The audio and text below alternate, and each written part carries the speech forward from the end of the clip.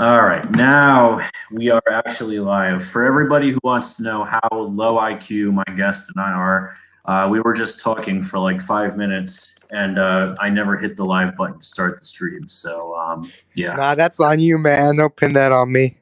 All right. I gotta take the L for that one. That's Yeah. that one. That's on me. That's on me. Hmm. But all right, we are live.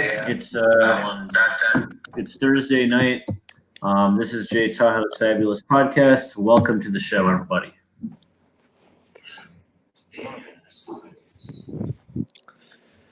One of these days, I'm gonna get that intro right too. I'm gonna figure out how to sync up the audio. But I'm a pretty low IQ guy, so maybe one day somebody can teach me. So we are only a couple of seconds into the show, and we're already at the part where I all our entire audience.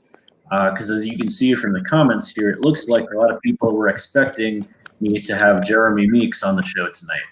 Well, I don't have Meremy Jeeks, but I do have the second best thing I have with me. I have Meremy Jeeks. Meremy, welcome to the show. Thank you. Thank you. So, and then a couple of comments here, right? The Teenage Experiment says, for a second, I thought it said Meremy Jeeks. Wrong hole, Onye-chan says, just fucking lol, why would a millionaire model go on an incel stream? LARP. So, yeah. All right, so Meremy Jeeks. It looks like you've chosen the name Meremy Jeeks to represent yourself self on the internet here. Why did you choose that name? Well, it's a parody on Meremy Jeeks, who I thought really is an example of how the world is today. That in 2014, when he got discovered, he didn't beat up a kid that time. In 2014, I think he was like stealing something, but anyway,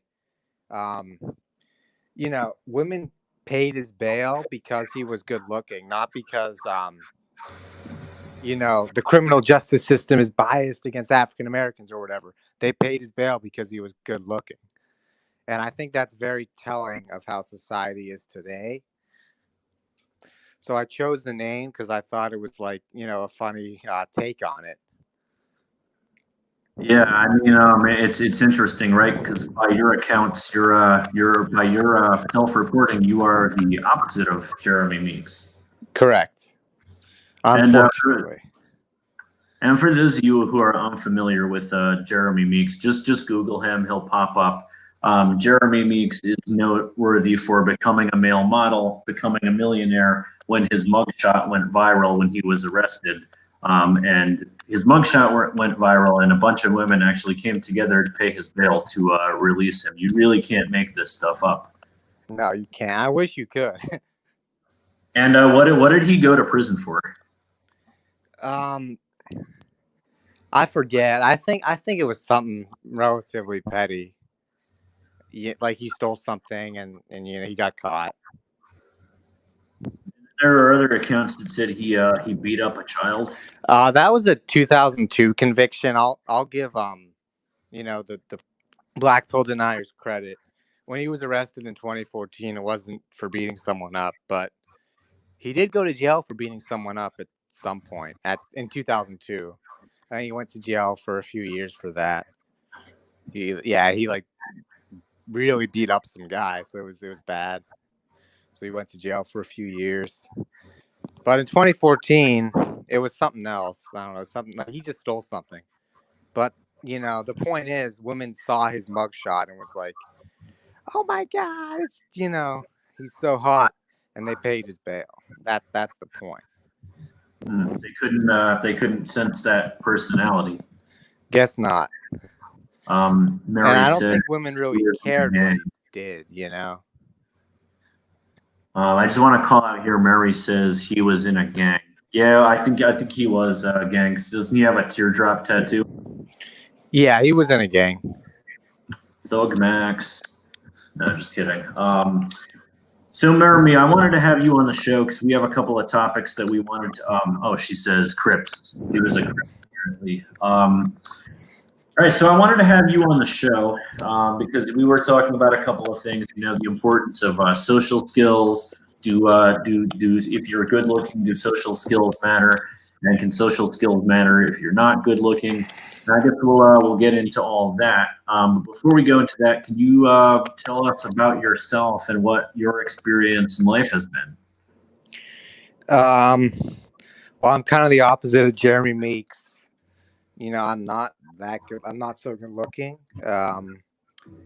And my looks have had a detrimental effect on my life. I mean, I haven't really had that many friends. I've had a few, but I haven't really had that many friends. I mean, Floyd's want me dead. That's just a fact. They want me dead. And I've had to turn to alcohol and weed to cope.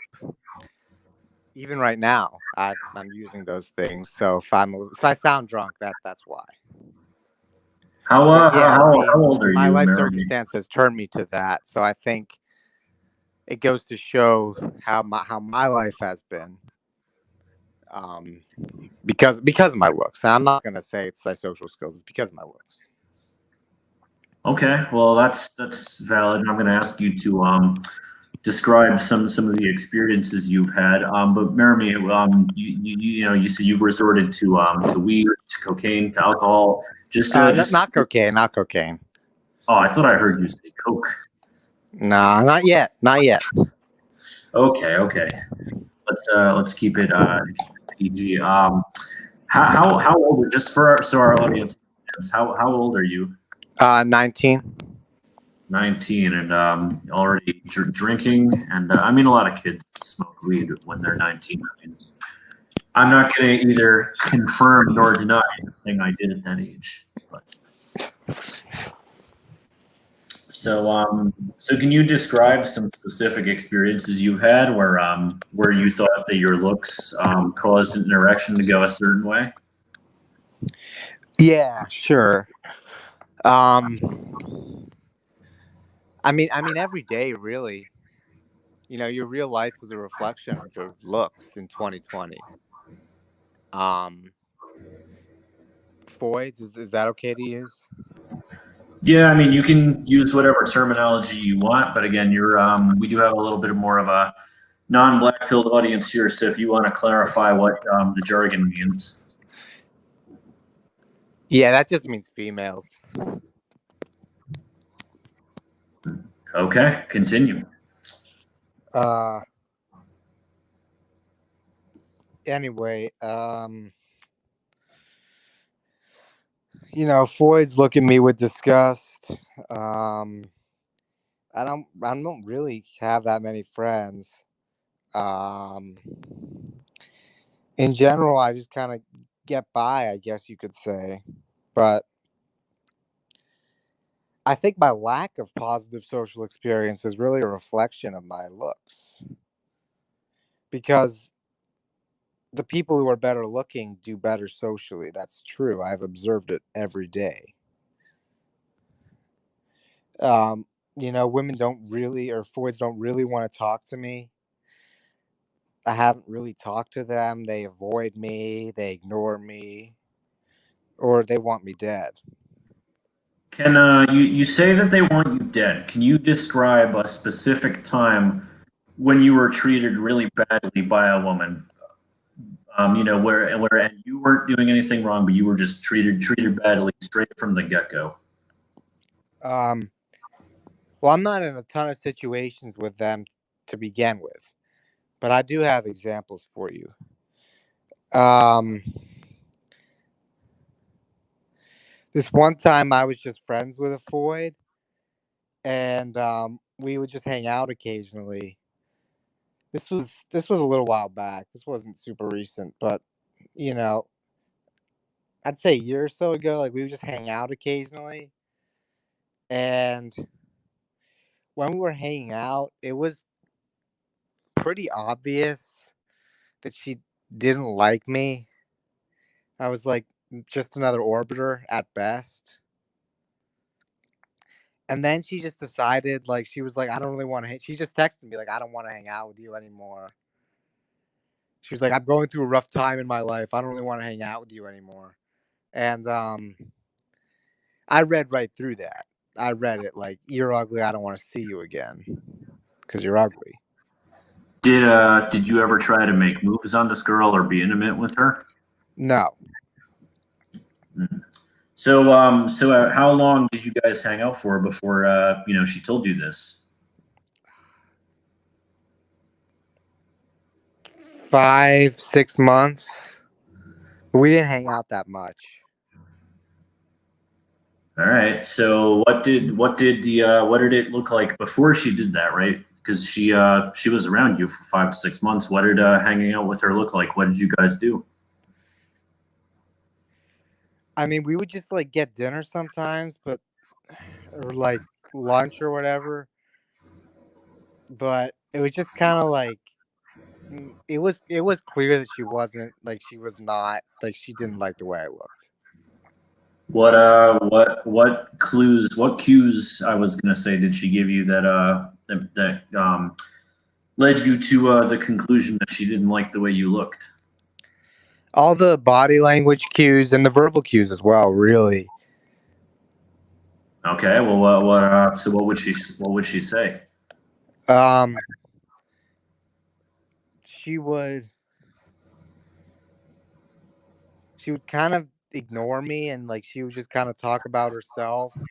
Also the IOIs that we talk about, the indicators of interest, I guess the official term. Um, I don't know, like smiling or like I don't even know what they are because I don't get them. But the IOIs anyway, like she didn't give any of those, and it was just like she So didn't give any of those. go ahead. She didn't really seem to want to carry on the conversation of what I was saying.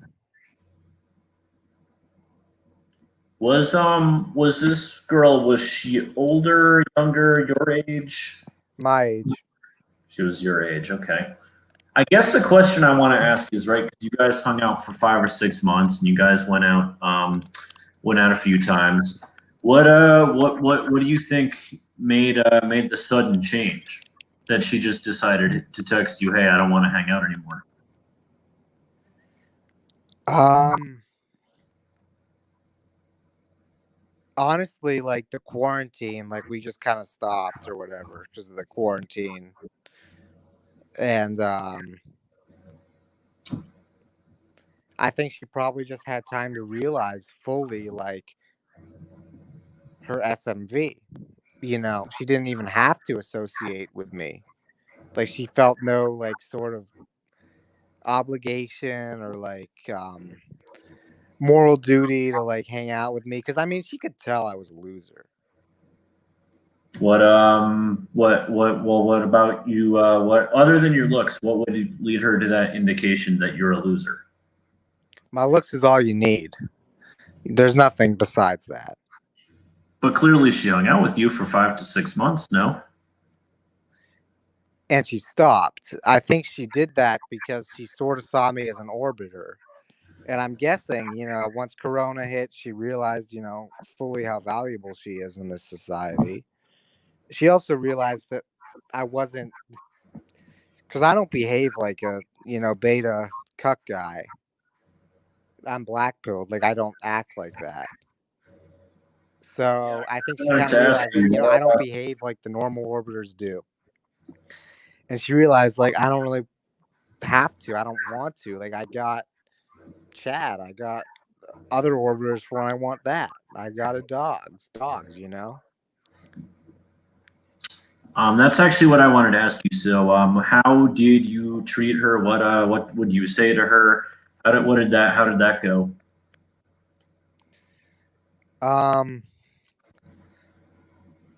well, I didn't pedestalize her or treat her like she was special or anything.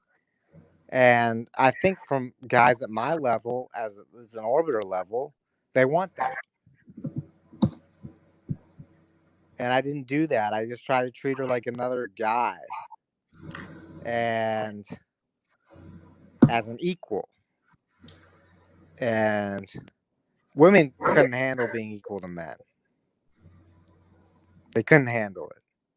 Let's just, before I ask you what I wanted to ask you, we have a question from Meredith C.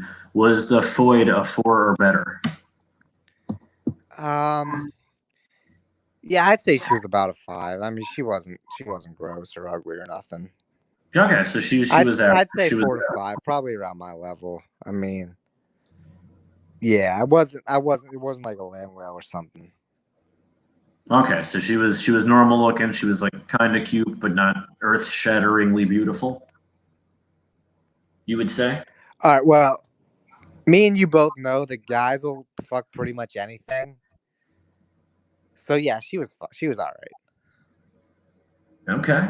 Okay. Well, no. I mean, hey, listen. This is a judgment-free, open environment for you to, tell us your experiences. Okay. So I guess what you're getting at is you kind of feel like she was using you for validation. Correct. Okay. All right. What else? What other experiences have you had? Okay. So I guess that's not really. Oh, we have one more. Did you ever pay for her when you guys hung out? Hell no. All right. Well, that answers that question. Um. So okay. So maybe, and I'm not gonna lie. There are plenty of women who do this, right? That they do use guys for validation. I'm not saying that doesn't happen. What I do want to ask you is, you said that women want you dead, which I've always thought was a bit of an exaggeration. What was a time when you were actually treated outright badly, like the woman was outright mean to you, clearly wanted you to feel like crap about yourself, basically wanted you dead? Can you share? Do you have an experience like that you can share? Well, I don't really talk to a whole lot of Freuds, like I said before. I don't get in a whole lot of situations with toilets. Um, but it's just the looks of disgust, the refusal to talk to me, to interact with me ever, really. That's very telling. I see. So when you're trying, the refusal to talk to you, is this like in a customer service situation, like a classmate? Because you go to school, correct? Correct. But I got customer service. Come to think of it, when I worked at a gas station this summer, you reminded me. Thank you. Um, I worked at a gas station this summer, and I'd say most of the customers were guys, usually older guys too. I'd say like 50 plus, or maybe even older than that, like 60 plus. For the most part, they were pretty friendly with me. And sometimes I was a little just like depressed and I was like, yeah, whatever. But like they were pretty friendly with me. Okay. But the female customers, some of the older ones were all right. Like I'd say a fair share of the older ones, like the 50 plus, like Gen X, Boomer, they were nice to me for the most part. They weren't super friendly really, but they were nice. But the ones like 30, the younger ones, you know, and not even just like super young, but the younger ones were just rude, and they just wanted to get out of there. Like you could tell, like they wouldn't make eye contact with me. Were they looking at their phones a lot? That they were doing that a fair amount, or they were just looking down, or their phones. You're right. Okay, but I'm the point I'm trying to make here, right? Is you say women want you dead, but and I'm hearing a lot of ignoring, which okay, I mean I think that happens. I think by and large in society, a lot of people ignore you. A lot of people ignore me. I ignore a lot of people just because we have a constant bombardment of stimulus now. I'll even my girlfriend is probably going to hop on the show later, and there's times where I'm on my phone ignoring everybody in the room, and she gets mad at me for that, and rightfully so. But I'm saying like it can come off as I'm being like rude or ignoring the people around me, but I have a constant bombardment of information at my fingertips. Yeah.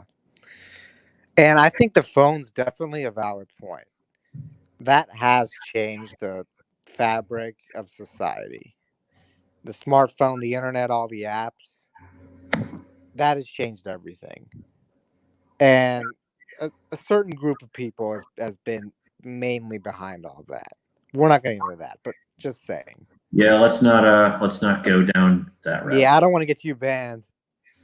But yeah, so anyway. Before we go into this, actually, let's just answer this question. Meredith C says, "Do you initiate the conversation and they ignore you?" I don't really initiate conversation because I know better. I know that's just kind of cringy. That doesn't work. Females don't need any more attention. Okay. All right. Well, that's the answer to that. Anyway, continue what you were saying about smartphones. Yeah. But some of the younger guys that would come in, like they'd be on their smartphone when they came in the door, but they'd still be cordial with me at least, or relatively friendly. The younger guys, the men. Okay. The Floyds would not be really cordial with me. Like they'd be kind of rude. What's the rudest thing a woman has said to you or a girl has said to you? They don't want to talk to me.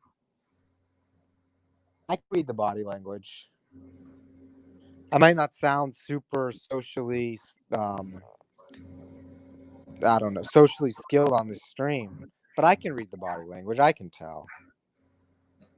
Right. So you were saying the looking down at the phone and everything. What other body language were you getting that indicated, oh man, get me away? Would you say the body language was, oh man, get me away from this guy? Well, they were not smiling. They weren't kind of leaning in. They were kind of like leaning away, and like it was just they were in a hurry. They didn't want to deal with me. They didn't want to look at me.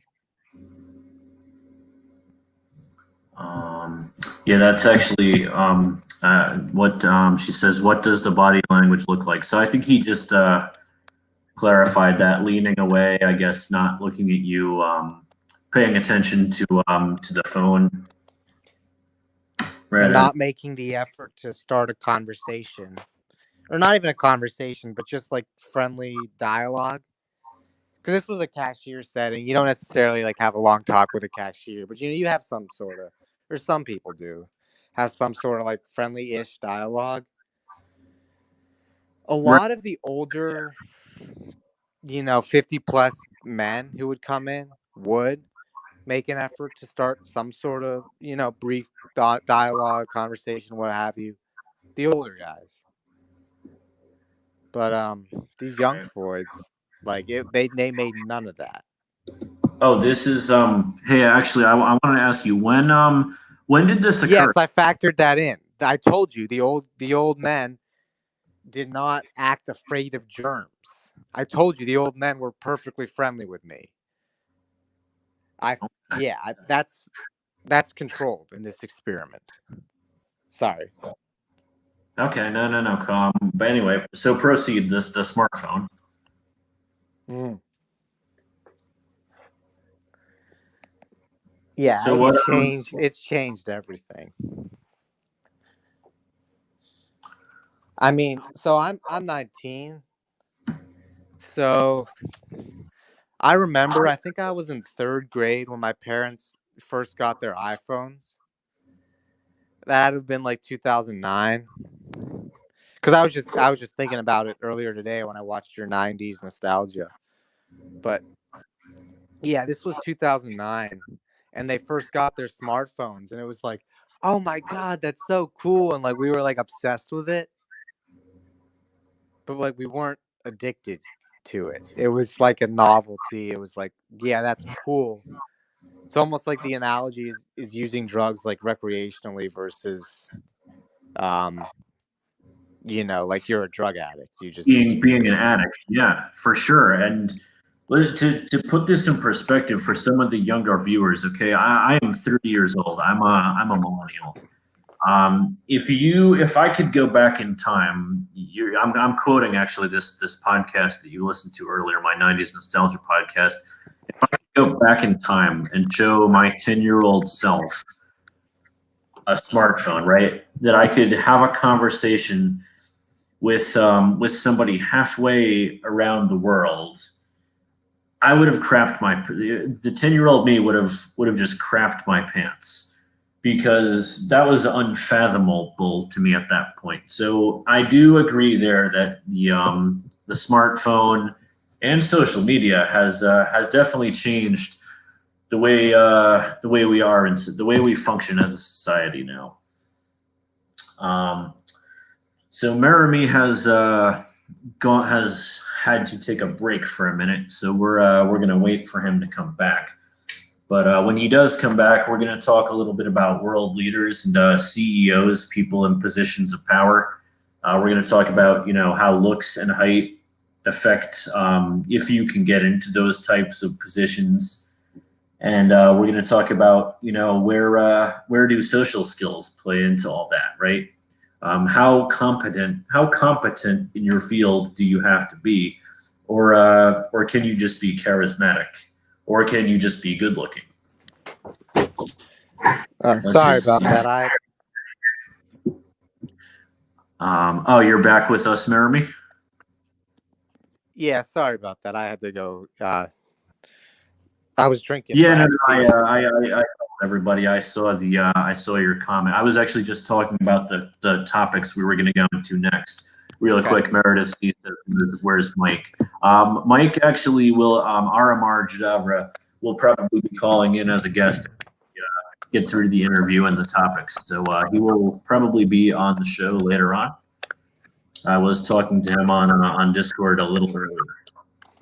Actually, he just messaged me. Let me just see. Yeah, he has some stuff about Jeremy Meeks that he'll probably share too. So you guys can discuss that. But anyway, I wanted to go into our topic, right? Yeah. Which is do social skills matter in the professional and dating world in overall success? What's your opinion on that? I think if your boss or whoever you're trying to bootlick to is a man, yes, they do matter. However, if it's a Floyd, no, they don't. All right, can you provide us some examples? Um, well, I think men don't care about another guy's looks as much as Floyd's do. They're Okay. not. They don't judge them by looks alone and decide they don't meet a genetic qualification and just want them dead. That's not what men do. But couldn't a male boss be like, well, that guy's kind of short. He has a recessed chin. That maybe subconsciously be like, well, that guy's pretty nerdy looking. I don't know if people are going to listen to him if I put him into a management role. Could happen That too. definitely can happen. However, I don't think men are as looks focused as Floyd's are. Floyd's just want a genetic world where, however you look just determines everything.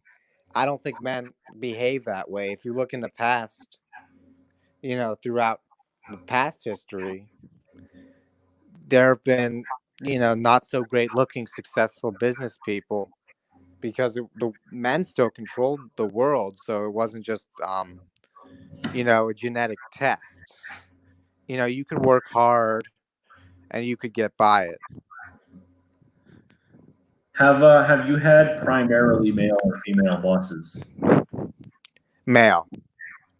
Okay, so actually, we're gonna have some interesting perspective to share here. As I, throughout my life, I've had several jobs. I've had a few male bosses, but the majority of my bosses have been women. That's terrifying.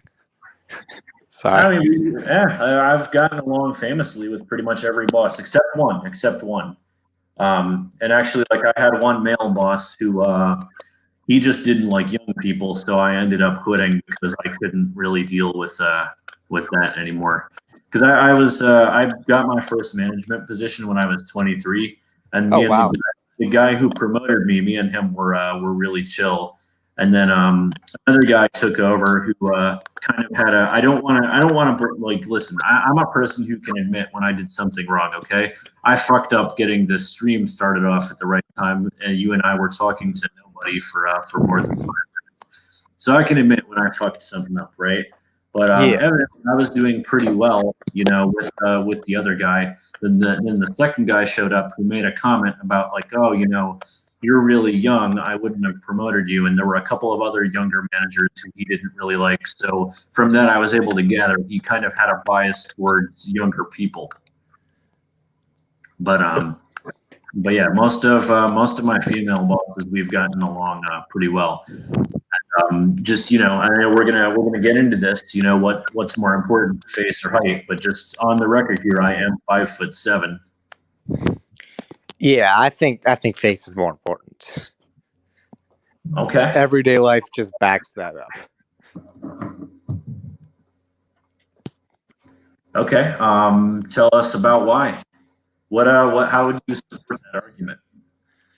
If you look who Floyd's are with in any sort of romantic way, they don't have to necessarily be like 6 feet tall if they have a good face. Like if they're like 5'9", 5'10", with a good face, or even a little below that, and their face is good. That's all it takes. Okay.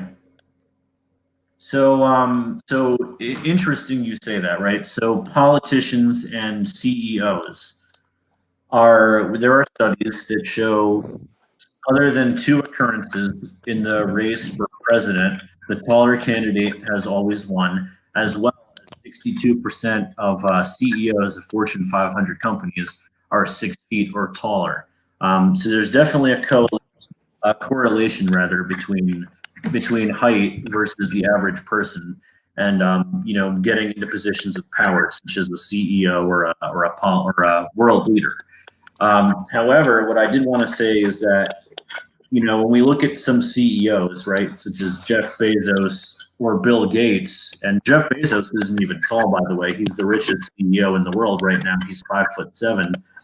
CEOs, especially, and a lot of politicians aren't really known for being very good looking. Obviously, we have, you know, like the Justin Trudeau's of the world, where, you know, Justin Trudeau, I guess, is pretty much a giga chad. But other than that, I you know think that like politicians and CEOs are usually average looking, if not even some are below average looking facially, but they are tall, and I will concede that argument. Um, yeah. So I was just thinking. I was just to respond to this point. I guess the two contenders for presidency, Trump and Biden. Well, they're both over 6 feet. Trump might exaggerate, or Trump might lie about his height and say he's 6'3" when he's like 6'1" or something. He probably does. I mean, he seems like the guy who would. But over 6 feet tall is a boomer. You know, that's probably within the top 5% of height. Probably more. Probably like the top two or three, or maybe even higher.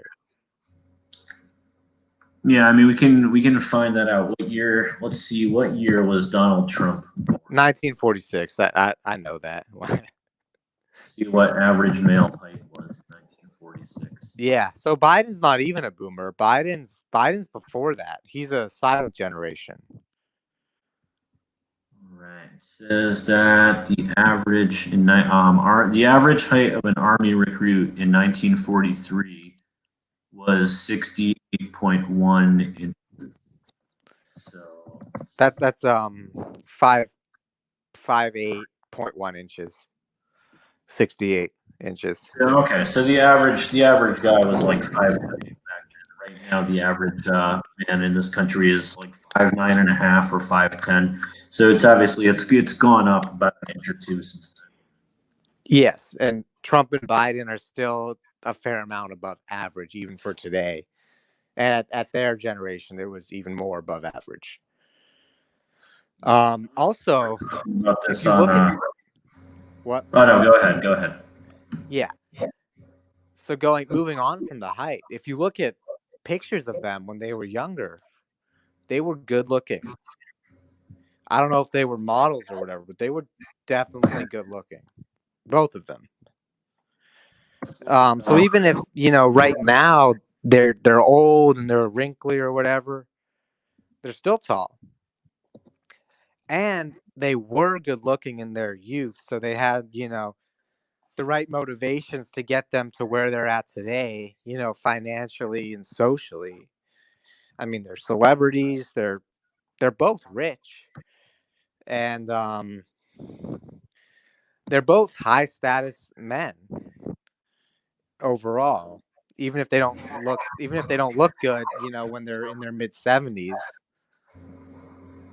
they were So good looking while they were younger, so that probably helped carry them through and help them build a good life for themselves.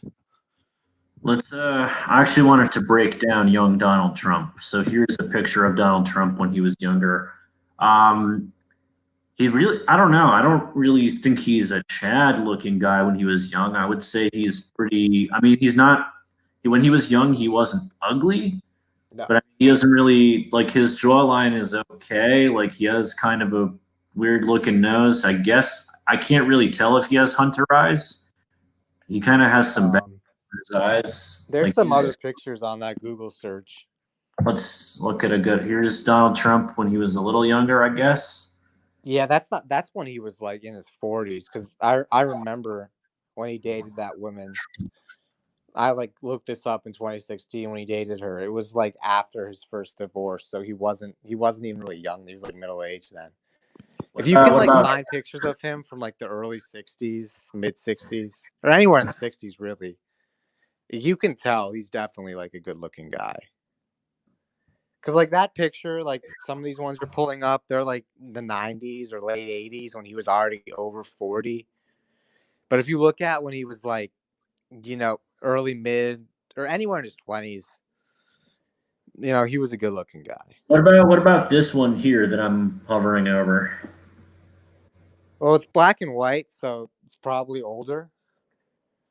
And He really ever had a really defined jawline. I don't think. And his eyes are kind of big. I don't think he has hunter eyes. They look more like prey eyes. I he mean, he's doesn't have not. bug eyes. His eyes aren't terrible They're like not. they're all They're right. not terrible. But I'm saying he's not. I don't think he's a quote unquote Chad. I think he's tall, and we know that influences things. But I think facially he's like a maybe like 5 out of 10, like No. 5 at best. I mean, maybe if you could find pictures, I'm not gonna just like try to just make you look up. Try to like look up from his college days, maybe. Search Oh like yeah, yeah. photos Let's from look at college. Donald Trump in Wharton, right? He went to Wharton Business School. Yeah.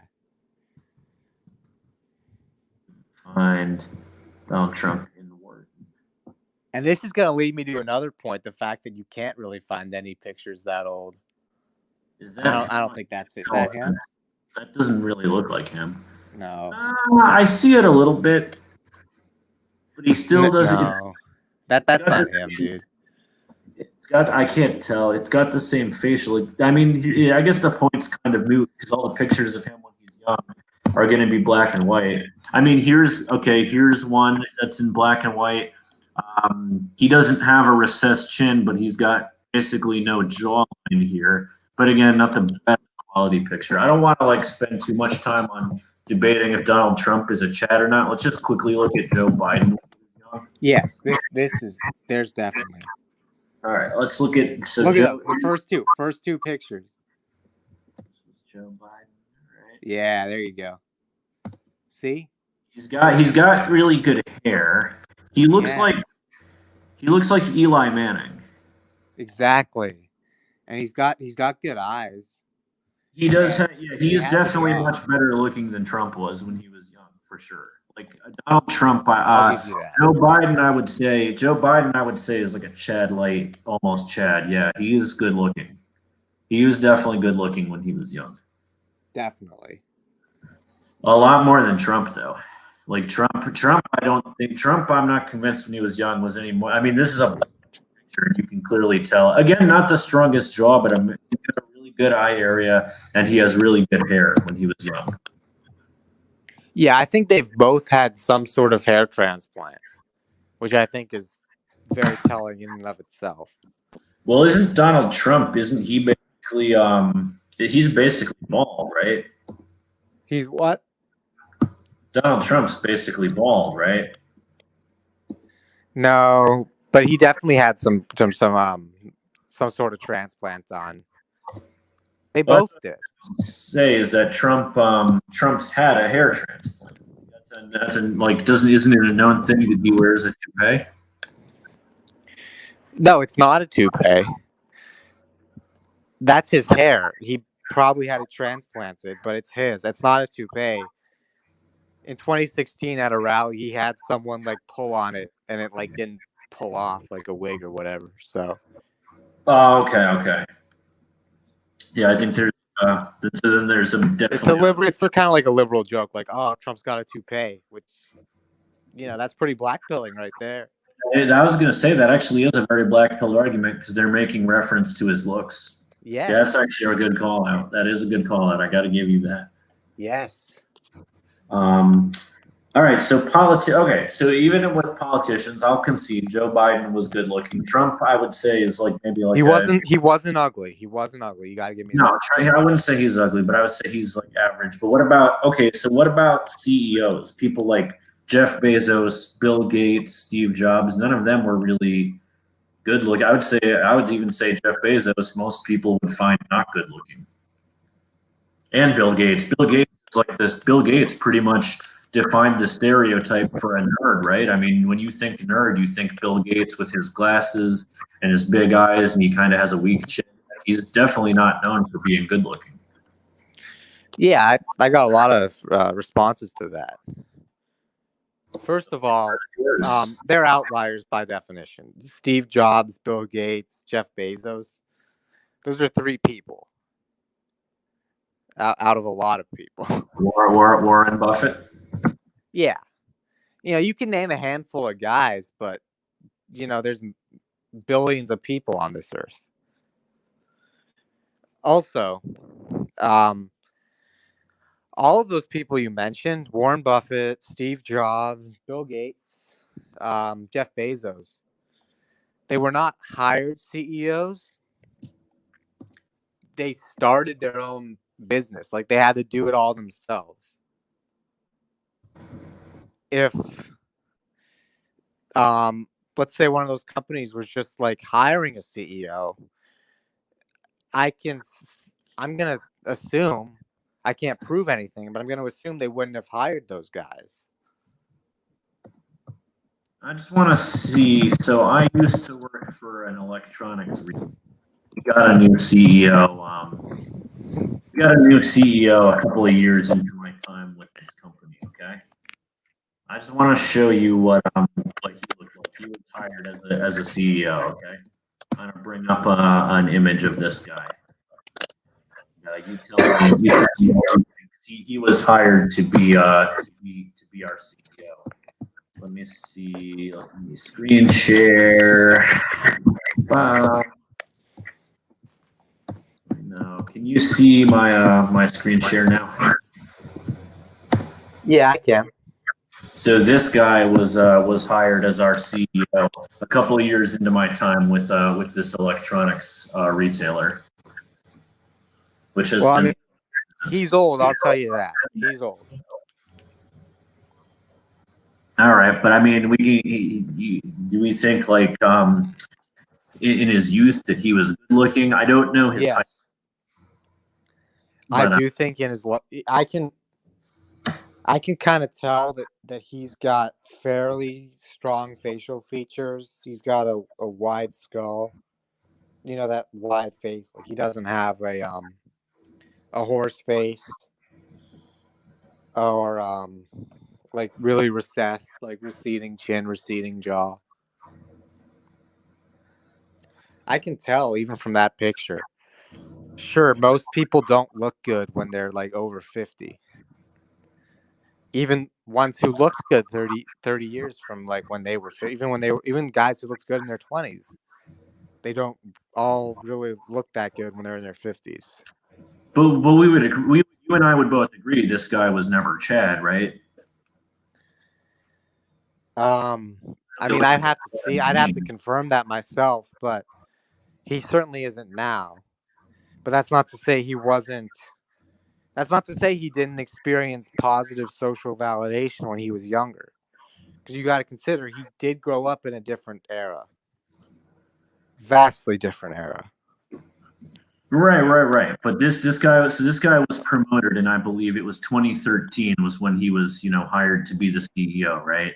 Hmm. Um, old CEO left, and this guy was made to be the CEO. So he was promoted in smartphones and instant gratification.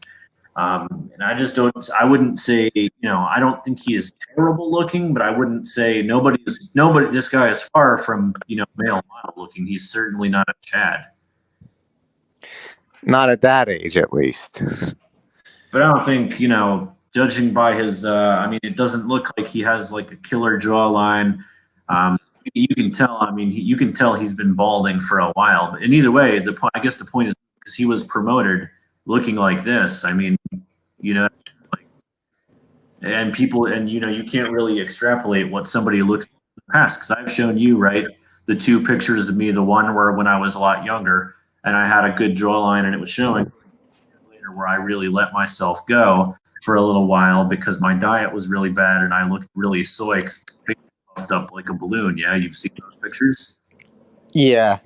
Yeah, you've shared them, like your transformation. And it looks almost like two different people. Yeah. I think So in your case, getting in shape made a difference of your face. I guess the point I'm trying to make here, right, is that you can't really extrapolate what somebody would have looked like. But either way, looking like that now, he was still hired to be the CEO. In fact, I wonder if his height is available. I mean, it was a smaller.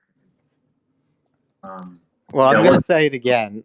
CEOs are outliers. They're not everybody. Not everyone's going to become a CEO. Shoot for your dreams and all. politicians are too, right? I mean, most people aren't politicians. Yes. Yes. Um, but not only that, he looks like a boomer to me. And He's definitely a boomer.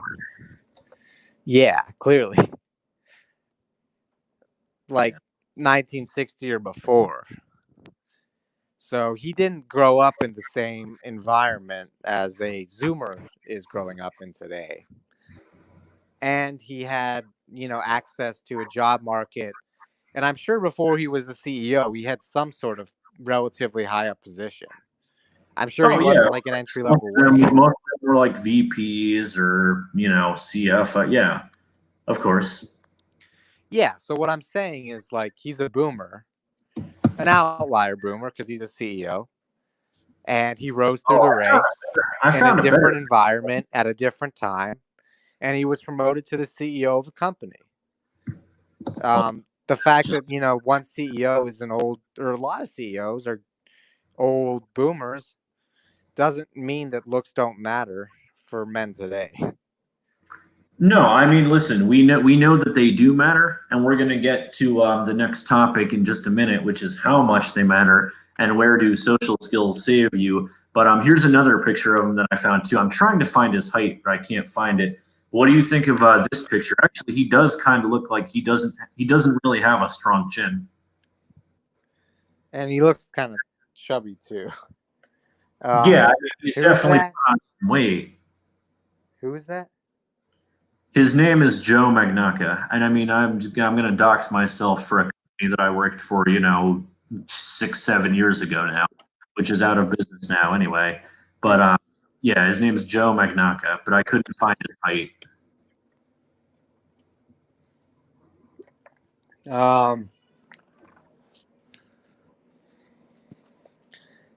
Yeah, I mean, you could pull up boomer CEOs all day, but how does that relate to a Zoomer guy,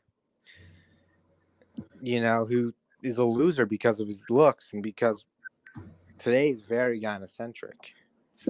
No, so Meremy, the point I'm trying to make is I am in agreement with you that we are getting into a society where things are more superficial. But we're talking about we're talking about CEOs, politicians, and you're saying that looks matter more than height. I've even conceded, right, that height is an important leadership quality that I think is bound to help you. But with the face, I'm just not seeing it because I'm seeing CEOs and politicians who really aren't the best looking people. I mean, you have the one example I think I can think of face being more important than height is an actor like maybe Tom Cruise. Yeah. Being really, really short, but basically made a career off of having a really, really good looking face. But again, what is that's like? That's a 1 in a million thing right there too. Yeah, I mean, most actors are good looking. That's true. You're a relatively tall guy yourself, right? You're like 5'11" and a half, almost 6 feet. 6 feet. Yeah. So what's the reception to your height? You have a privilege that a lot of guys who are in the black pill, say is the most important thing. What's your experience in being at that desired height, right? You're 6 feet tall. Well, I think it hasn't helped me with Freud's at all, but I think older men have some sort of subconscious respect of it most of the time. So that's definitely like better to have that than not to have that. But it's mostly just like other guys kind of respect you a little more, especially like older guys. With the younger guys, it's like, but like with older guys, I feel like if I was I mean, I don't know because I haven't really been shorter, but if I was shorter, maybe older guys wouldn't, be relatively friendly to me. That, if I was a little shorter. All right. Yeah, I mean that is probably true to some extent. I on the other hand have had I'm 5'7", so I definitely have had some people who've looked down on me because of my height. It's not all that common as you would think. Actually, that brings me to another point. A lot of people tell me like I'll tell you a very black pilled professional work moment for me, where I had a coworker.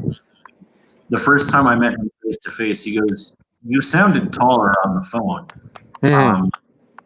And a lot of times I'm told that like, well, like a lot of times black pillars, well, I guess use I don't want to say excuse, but yeah, well, I see it as an excuse. They'll be like, well, I'll be arguing. I'll be like, well, I'm short, and I've had decent career success.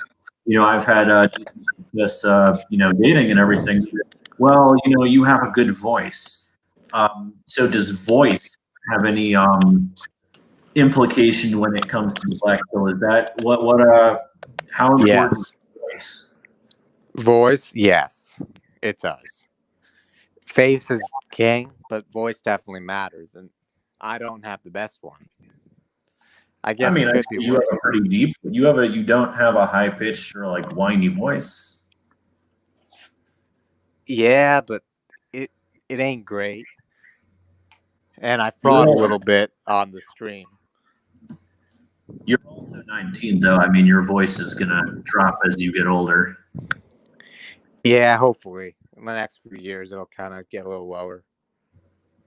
Do you think so? A lot of times in my generation, we would have a lot of women would say, I want to date an older guy. That was the thing. He had to be, they never wanted to date somebody younger. A lot of times the same age, but never younger, and ideally older. Do you think that might have something to do with it? That an older guy, I guess implicitly would have a deeper voice, might be taller, might be more mature. What's your take on that? There's kind of like that MGTOW theory, like, oh, men peak at 50, but that's just bullshit. I However, would agree with you there. yeah, I think voice matters, but I don't think it's like, oh, you're just too young, bro. I don't think that's an excuse or that's a reason for someone's situation, because good-looking men who are 15 plus, really, or maybe even younger, do perfectly fine. Right, of course. And there are people who, whose vocal cords change at a younger age, and they have a deeper voice at a younger age. Yeah. I mean, I know, I know a guy who's about 5'6" and has a voice like Isaac Hayes. What do you think his dating life is like? 5'6", very deep voice. He sounds like he is black, and he sounds like Isaac Hayes. I don't know who that is, but I'm just gonna assume good voice. He's a singer from the '70s who is known for like having a very. Let me see if I can do my best. Hey, I'm Isaac Hayes. Oh, okay. Like a good, Like a Barry White kind of guy.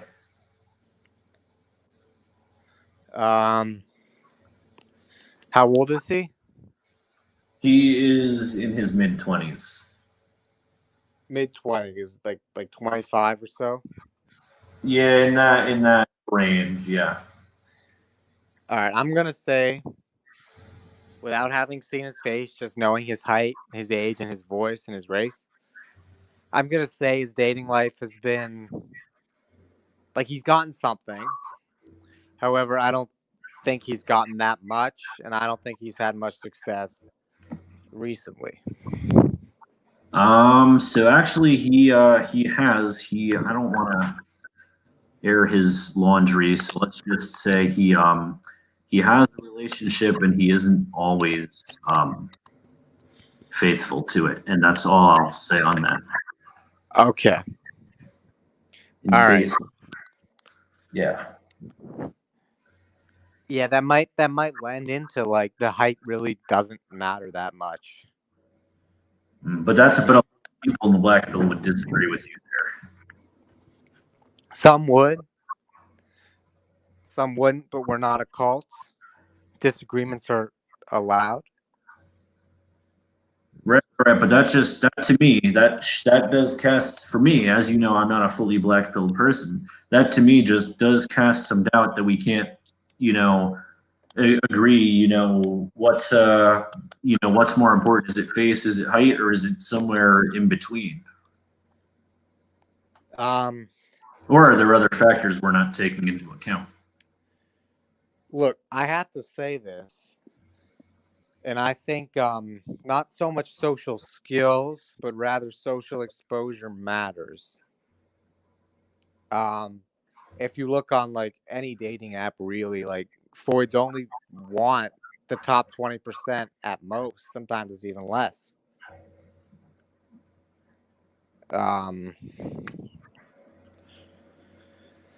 However, I think there are cases where the right socialization to the right social groups from a younger age can help.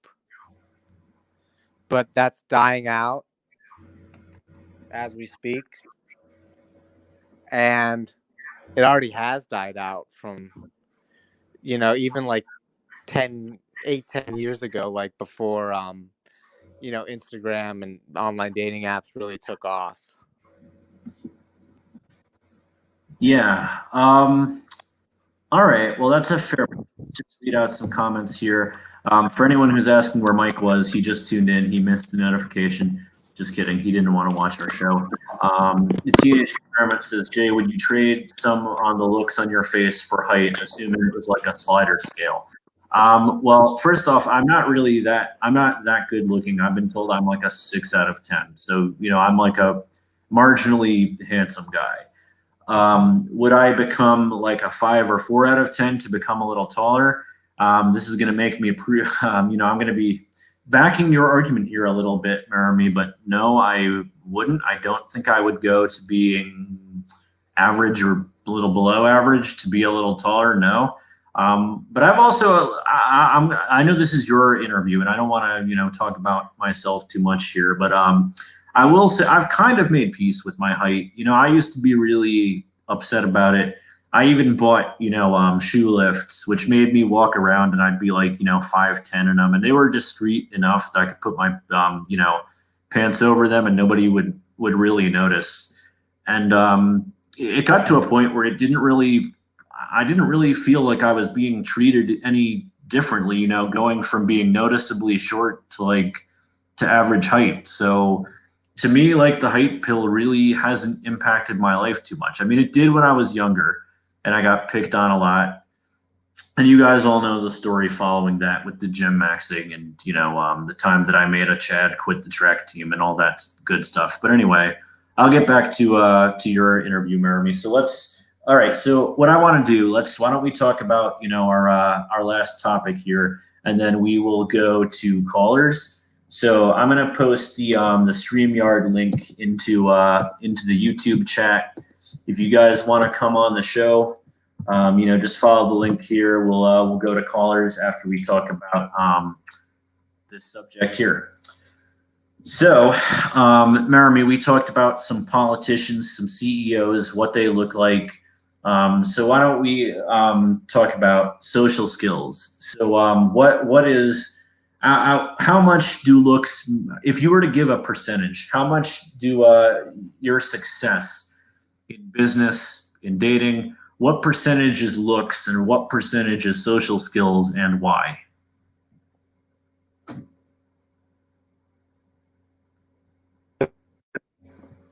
Hey, did we lose you? Hey, Meremy, are you there or did we lose you?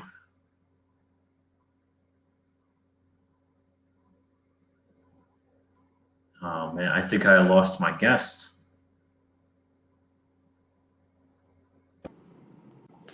All right, hold on. Oh, there you are. Now I can hear you. Hello?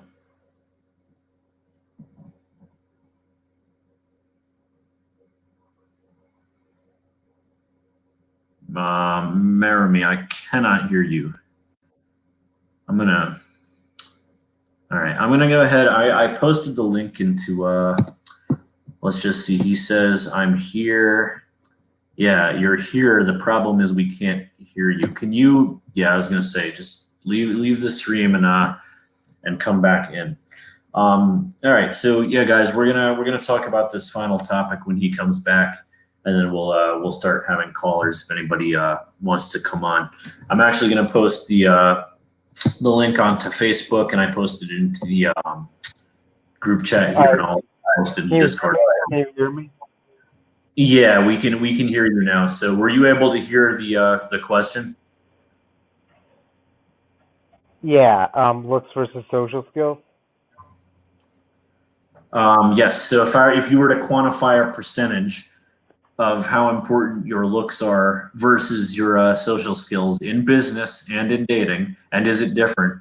What would that be, and why?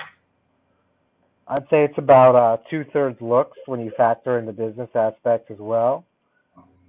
Because in business, looks matter less. They still matter, but they matter less. However, I think the positive experiences you would get with women, with Freud's, as a better looking guy, would give you more motivation. Interesting. So you're saying the positive reinforcement that you get would give you more motivation to be successful in the business world. Correct. Okay. Let me just see here. All right. So you'd say 2/3. So it's like 66% looks. Yeah. All right. So let's say that your looks are like, 5 out of 10, you're average looking, right? How good do you have to be? How smooth do you have to be, right? How much of a charismatic charmer do you have to be to succeed in dating and in business if you're average? Because it's 66%, right? You're at about maybe 33% of the whole thing. How good do you have to be, in social situations? To succeed in dating, I don't even think it really matters. But to It's, succeed in business, you have to be a guy that people want to talk to. I don't think you have to be like amazingly charismatic or anything, but you have to be somewhat charismatic. You have to be a guy that people want to talk to, the guy that people want to be around, that people are going to promote. all right. Well, okay. So that's your perspective on that. So let's say now you are not a good-looking guy. You're short, or you have a receding chin. Can that be saved by being extremely savvy with your words? If you're really below average, unless it's an extreme outlier, no. If So you're like a slightly below average, it can be, but dating wise, no. So actually, let's read out the Teenage Experiments comment. Just be a girl in business. Don't bother trying to be a good-looking man too hard. Yeah, that's accurate. I mean, women have all sorts of advantages. They've got all the diversity hire spots, which go to women. Um, there's the women are wonderful effect, so people want to listen to women more. People don't hate women. And people hate men. Um, yes. I mean, unless it's a really good looking one, yeah, society does hate men. I mean, that hasn't been my experience, and I wouldn't say I'm a very good-looking guy. I would say I'm, maybe sort of handsome, and I'm definitely short. Well, that's been my experience. That society does hate me, and I think that even could speak to the slight age gap between us. Zoomer versus kind of like maybe a young mid millennial. Right. Well, okay. Let's. By the way, we have our Amar Jadavra on the show. So, Mike, I see you are there. I'm going to bring you on in just a second. I just want to finish a couple of thoughts here, and then we'll go right to the callers. So, what I was going to say is that, yeah, we are a couple of years apart. But so when I go out, and I don't have all that much interaction with Zoomer women, it is uncommon. But what I've noticed is that like they don't really treat me any differently, right? They just kind of, it's like you said, like if anything, like if they don't want to talk, they just have their nose in their phone. Which again, I feel like a lot of times I have my nose in my phone, and it can come off as rude. So, but I haven't. But if what you're saying, how come the Zoomer women haven't been really rude to me, or how come I don't feel like they want me dead? My brother, he's 25 years old. His outlook on things is he kind of gets ignored, and he's a lot more introverted than I am. You've seen my brother, he's much better Yeah. looking, but Yeah. he is also more introverted for sure. But he wouldn't even say that women want him dead. How come we've come to two very different conclusions? Well, women don't want your brother dead, but I think it is very telling that he hasn't done so well. It just goes to show you like how bad hypergamy's gotten. But I mean, could his, not to insult my brother, and I'm not saying that like he's a spurg or anything, but when it comes to like I will say that in social I like what I need to be. I'm definitely quicker on my feet, I guess, than my brother in certain situations. For example, whenever we have any type of, our parents got themselves into a little bit of a situation I'm not going to go into, but I basically am the front man for my family. You know, whenever we have to, do any type of business or get like a contractor or anything like that, I basically do the talking. Even though my brother is taller and better looking, they're kind of like, well, you kind of know more about the situation, might come off a little stronger in like a negotiation. And do you think that also could have any difference between the discrepancy between my brother and I? Yeah, I mean, not 100% of it, but I think a lot of it can be chalked up to age difference. Okay, we're 5 years apart, my brother and I.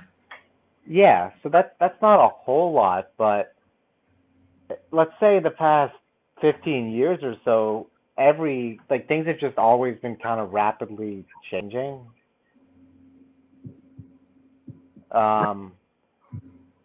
So even like you versus your brother, it's just like that 5-year difference in how you grew up, the technology, the environment that you grew up in, that has an effect. Even if it's like only 5 years, it's not like a whole generation. It has some effect. I mean, look, some people are more introverted by nature. I'm not going to try to deny that.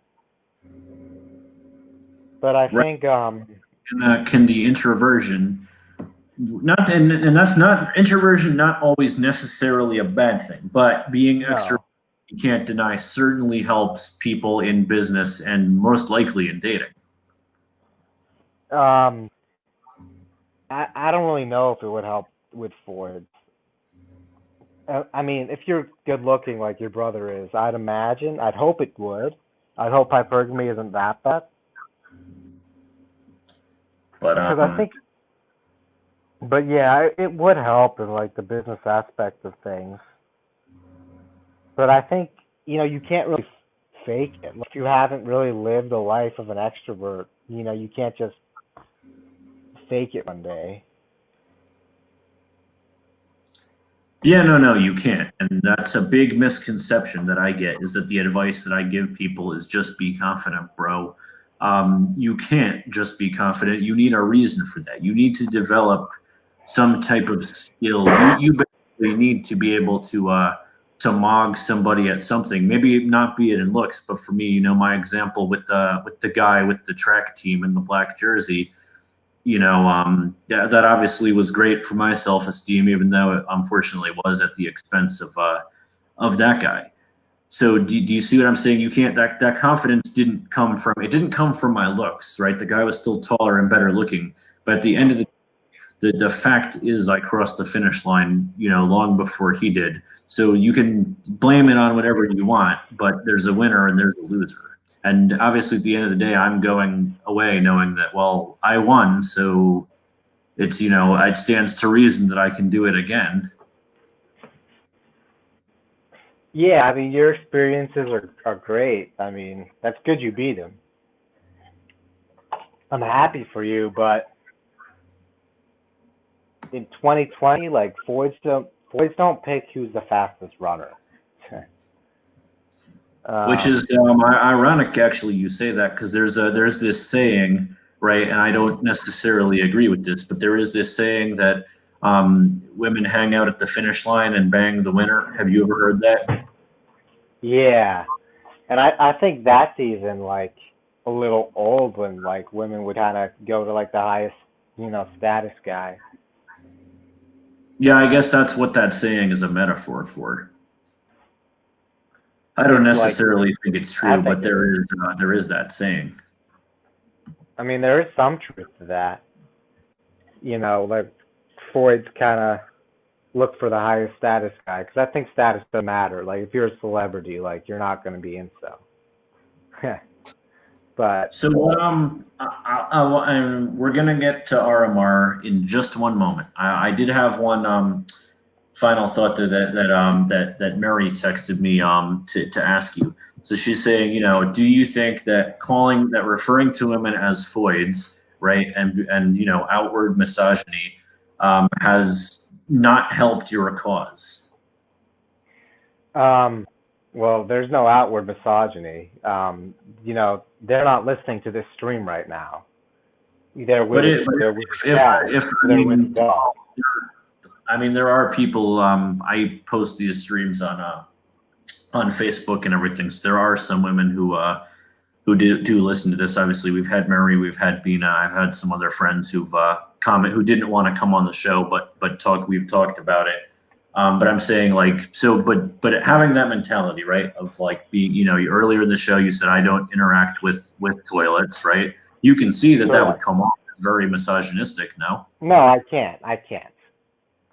So how? I don't interact with them. I don't have a chance to show how much I hate them because they don't talk to me. They ignore me. They give me looks of disgust.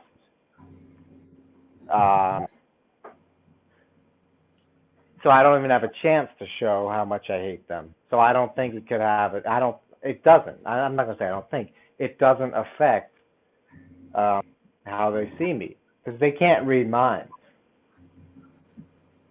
They can't. Okay, so people can't read minds, but it's kind of like, here's an example I want to give. Okay, I had a German teacher in middle school. All right, really cool guy, but he made some comment that was like, well, if the Battle of Stalingrad hadn't happened, we might be speaking German right now.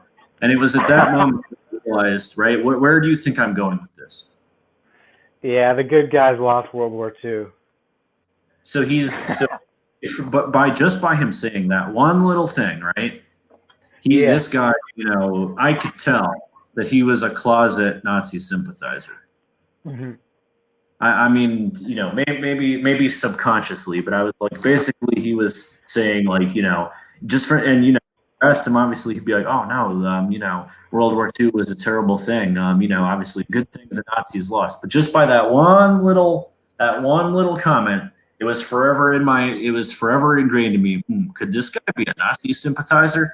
So I'm saying, like, as well as you might think that you hide a certain mentality or a certain way of thinking, like people actually can read that pretty well. Even just via body language, through your eyes. We've talked about, right, that animals can sense earthquakes long before they happen, and we don't know how they do it. I think people. My argument would be like, I think people are a little more in tune with what we're putting out than you would think. That you can read a lot of cues about somebody before they necessarily say anything, or if they say even the slightest little thing that might indicate insincerity, people can see through it. Well, I think you said contradicting things there. You said people can sense things before you say anything, and you said people can sense things based on what you say. So that's contradiction right there. Also, I don't talk to toilets nearly as much as your German teacher talked to you. I never said anything to them that could make me seem like a closet Nazi sympathizer or a misogynist. I never said I never hinted anything about Stalingrad. Hell, I've barely talked to them. All right. Well, I see your point about that being a contradiction. So let me try to make the point a little better, because I realized that wasn't really a great example of not saying anything, because he did say something, albeit really the point being that obviously, like, we've known him for a while, and that was the one thing he said, and that was like his tell, right? But I'm trying to think of a way where you can put out something without directly saying it. I guess it could be like, if somebody tells me to do something that I don't really want to do, and I guess like I just kind of like nod, and I'm like, all right, yeah, or don't even like say that, right? I just nod and start doing it, but it's like implied. I don't really agree with it. What I'm you know what I'm saying? Like it's kind of implied, like, oh yeah, like fuck this is stupid, but whatever. Like I'm going along with it. I guess it's okay, but I never really said anything. Does that make sense? I guess that's an example. Yeah, that makes yeah. I get what you're saying, but I haven't had the interaction to even drop my views. Right. All right. I want to get to Mike. So, Meremy, I appreciate the interview. Do you have any final points that you'd like to say before we go to callers? Yeah, I'm about to go outside to smoke. If it fucks with the mic, I'll just hop off and I'll listen to the callers. Were you planning to have me stay on? Yeah, I was planning to let the callers kind of ask you All about right. some of the points you Let me brought know up. if the mic's bad. I can hop off. Yeah. Well, we'll definitely let you know if the mic is bad. But let me go bring on the callers now. So, Mike, you're waiting. So, welcome to the show. Hello, thanks for having me. What's up, Meremy? What's up? Can you hear me? Yes. Yes. All right. So, Okay. All right. We're good then. so I kind of came in an hour late, but I guess it was an hour-long interview with Jay Tahoe live, right? Yeah. Yeah, I would say the first really hour and 15 minutes. Yeah, we talked through a couple of points. Yeah. Okay, so I guess my question for me, well, you guys, my question was gonna be like, is the social? You guys kind of answered everything I was gonna ask, so like when I called in, so now I got nothing. Mike, did you have some info about Jeremy Meeks that you were gonna ask Oh, about? You said something about that earlier, right? I did. So I don't know what you guys like said about Jeremy Meeks, but there's some type of echo. Oh wait, We just told his story, right, about how he became famous because of a mugshot, and women paid his several women came together to post his bail to get him out of jail. yes, they did that. They also He also got $150,000 as soon as he got out for being in a music video. But the media has really embellished and like exaggerated how much of a bad there's something like wrong with the mic or something. Like somebody's Is mic. it me? Is it me? Meremy had Yeah. stepped outside, so he's got a little bit of an echo. So Meremy, if when until you respond, can you just put yourself on mute? Yeah, I got it. Thanks. Anyway, Okay. continue, Mike. All right. So the media has basically portrayed Jeremy Meeks as a guy that beats up children for fun or whatever. Because when that's got to be me. I don't hear the echo. Actually, you sound fine to me. Okay, well I'll just ignore it. So or not. Okay, so um, Jeremy beat up this kid when he was 18 and the kid was 16, and because he was an adult when that happened, he got charged with beating up a child, right? Because he was 18, the guy was 16. But the media, you know, portrays him as this like 35-year-old guy or whatever, just beating up like some tiny little kid or whatever. That's you know what I'm saying? And I feel like people use this as a way to say girls only like guys that, beat the crap out of them or something, you know, but it was really I think the guy. let me just interject for 1 second. It's the black pill argument that if you're really, really good looking, you can be as horrible of a person it's Jeremy Meeks is the golden example, right? Of you can be a really horrible person, you can beat up a child, and it will be forgiven as long as you are very good looking. I think that's the tenet there. And that is a pretty false tenet, because that's not what happened at all. When he was 18, he wasn't a male model looking. He was just like a regular looking 18-year-old, and he got into a fight, you know, and was arrested and sent to prison because he was tried as an adult. But he is just sort of like a regular criminal, I guess you could say, like a petty guy, but people make it seem to be like this like horrible monster. Like he has a wife, like an actual wife, a family. He's pretty like, and I guess you could say like he has impulse control disorder. Because his rap sheet, he will go to jail for stuff like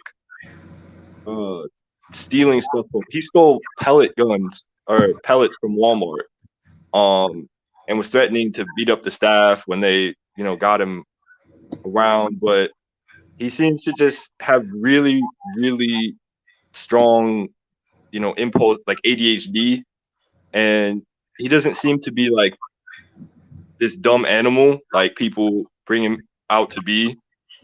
He seems to just be this sort of, I don't know, I guess you could say this bad boy that girls often are attracted to in the media, but not really some like homicidal maniac. I don't know.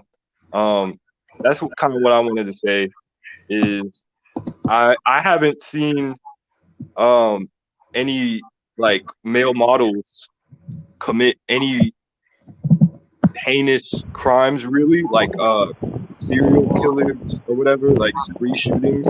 Most guys that do the spree shooting stuff are, on the low end of average or whatever. I've only seen male models go to jail for low risk. I think he went to jail for theft, like Grand Theft Auto, and I've seen one other male model go to jail for drug trafficking. You actually bring up a really good point. I don't mean to cut you off, but I want to, while it's fresh in my head, I wanted to call this out because Face and LMS said on one of his streams, well, how come, women can sense my bad personality, but they couldn't sense Jeremy Meeks' bad personality. So what you're saying is maybe he didn't have such a bad personality? Hold on. Can I interject? Well, before you do, I want to say that. Yeah, let Mike finish, and then we'll dissect this one. Okay. Well, when you say bad personality, a lot of the impulse disorder is like it's like a two-sided coin. On one hand, it makes him like if he is at a party, he's gonna be, that person that, goes to take the first shot or whatever. He's going to be that person that goes up and talks to the girl first. Like he's that impulsive guy. But on the other hand, he's also that impulsive guy to steal something. So his personality is more like both bad and good. So it's like it has pro-social elements, but it has anti-social elements too. So and I wanted to make that point is that's why he's able to, get a girl like Chloe Green, the billionaire heiress female, because when he's not doing crimes or whatever, he's this, exciting, extroverted guy. Let me just share sort of a give and take. But what were you going to say, Meremy? Can you guys see this real quick? Yeah. This is him young. Can you guys see my screen? So what I was going to say, or what I said before, was that Toilets didn't care what he did when his mugshot was public. They didn't care. Like, it wasn't so much, oh, he beat up someone versus, oh, he just stole something from Walmart. It wasn't really about that. It was more of like, oh my God, this guy's so good looking, let me bail him out of jail. It wasn't about what he did. So you're saying they're not attracted to his bad boy personality in any way, in addition to his looks? No, they're not. They like his looks. Well, I know, and we know that, but you're saying that his personality doesn't add to that.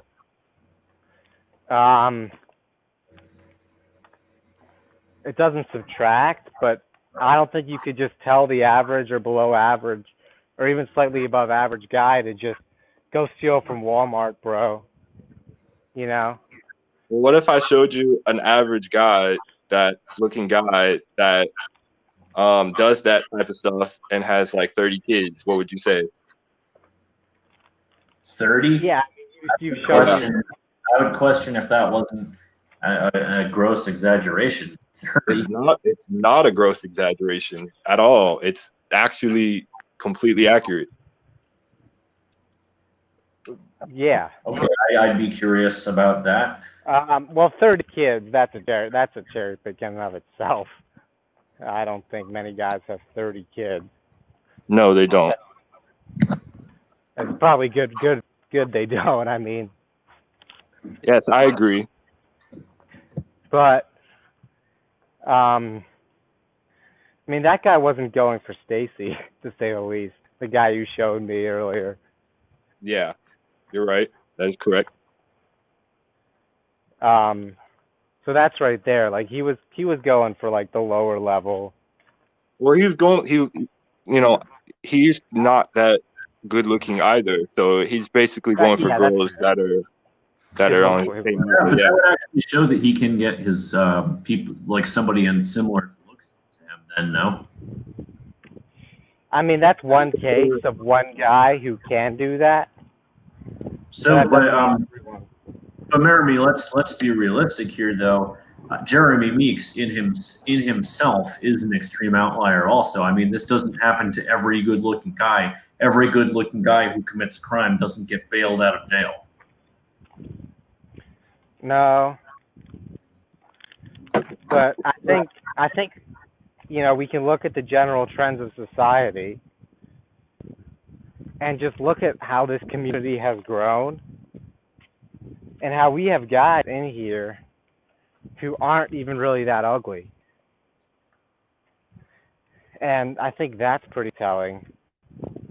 But we have a lot of guys who aren't actually that ugly who see something like this and assume. I was talking about the short guy that I showed you who does very well. The two short guys. What if they had the guys who are like 5'5" and he's married to like 5'11", really good looking chick? What if he'd come across this community when he was like 16 years old and be like, oh man, like I'm 5'5", the height pill, it's over for me. What would his life be right now?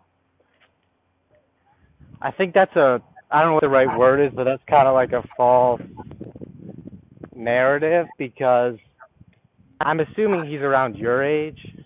Is that right? No, a little younger.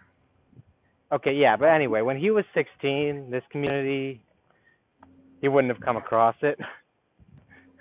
To say the least, it didn't really even exist yet. But looks have always been important. I mean, and I'm not even arguing that looks aren't important. Of course they are. But I'm saying like the younger somebody finds this community, what I'm saying is that you might have somebody who actually has a legitimate chance, who comes across this, who actually isn't even ugly, who actually might even be slightly above average looking. A lot of guys in our community say that you are slightly above average looking. I've seen you, and I would agree. You are tall. This community would not harm their chances one bit because toilets can't read minds, and I don't think anybody is dumb enough to say this to toilets. And if they are dumb enough, it might not even matter if they're good looking.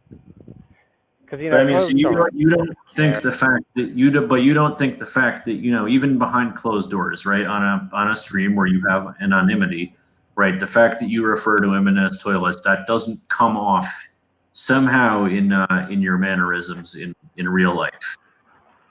No, it doesn't. It doesn't. I don't even interact with them in real life. They refuse Right. to interact with me. But I'm saying we've already shown, right, that you were saying women want you dead. But I asked you several times to give an example of a time where a woman was outwardly mean to you or cruel to you. And, you know, the most you were able to show me was that at the very worst, they were ignoring you, you know, basically acting like you weren't there. So, you know, from that, I'm inclined to believe that either, you know, you were exaggerating, or B, you know, not reading this, not interpreting the situation the same way that the other person was. What would your response be to that? Yeah, I can read body language to a well enough extent. But I'm saying, how were you able to draw the inference? The way you say that women can read minds, can you read minds? What makes you believe that women want you dead? Just the way that they treat me. I asked you to give a specific example, and you haven't been able to give me anything beyond, you know, they look down at their phones, they don't make eye contact, they don't talk to you. I wouldn't really say that's wanting you dead. We've established, right, that in this day and age, a lot of us do that. There's times where I'm sure you were looking at your phone and somebody walked past you and was just like, oh, that guy was, you know, how rude or whatever. Or with me, you'll be, I know you were saying you don't have many friends, but I've been accused of this where I'm with my friends or with my girlfriend or something, and I'm like looking at my phone and they're like, hello, we're here. And it comes off as really rude, but that's the product of the time, right? That we live in a smartphone age where we're constantly being bombarded by information, and I'm becoming cognizant of it. I'm like, wow, that did really come off as rude, and I could admit to it. I'm saying you haven't really given me a very specific example of, wow, that girl was so mean to you. She wanted you dead. So All right. Well, I mean, I told you about how the male customers were versus the toilet customers. You know, I've talked about the contrast there. But could it have been, like, you know, that those older guys? You said it was a lot of like the older guys, right, who are nicer. Was that correct? Did we lose him? Hello, Meremy. Yeah, he cut off. Yeah. I think we lost him. All right, let's read some comments. Well, hopefully he'll come back. Let's just see. He says, Sparrow's song says, it's less about individual foids and more about foids as a whole. Non-chads are useless to them for sex and reproduction. So if we're not wage serfs, then they rather us be. It's over. I mean, I'm not a Chad by any stretch of the imagination, and I've never felt that way. And RMR, I mean, I guess you're a little bit more Chadly than I am. What's your, you know, take on Sparrow's there? I think he's exaggerating a bit. Non-chads are useless to. I think the extreme black and white is it is being highly exaggerated. Men and women can be friends with each other and get a emotional connection with each other, and things just lead, you know, one thing leads to another, and they're a couple. I don't really see it having too much merit on like useless versus must have. I think there's, you know, some room in the middle. It's not, yeah, it's not that black and white, because I've seen a woman cheat with a less attractive guy because maybe he was fulfilling some type of emotional need that you know, that Chad or Chad Light couldn't provide. It's not like it's not, there's no one set of criteria, right? We've talked about, you know, on several streams it's been brought up, you know, the dual mating strategy, the beta bucks and alpha fucks. And then there's also the I think somewhere you have that emotional need that fits into there too. So it's a number of criterion. And I mean, more or less, like, yes, we of course know that like looks do matter, and obviously like things, sexually are going to go a lot better for Chad. But the thing is, like, a lot of like guys wonder, like, how often do we see like a guy get left for like, a richer guy or something? You might say like, okay, well, Chad still has, the genuine attraction, but then Chad's left, scratching his head like, huh, how come, she left me for a rich dude? So it's like there are a number of factors. Like people will say like, oh well, money is cope, or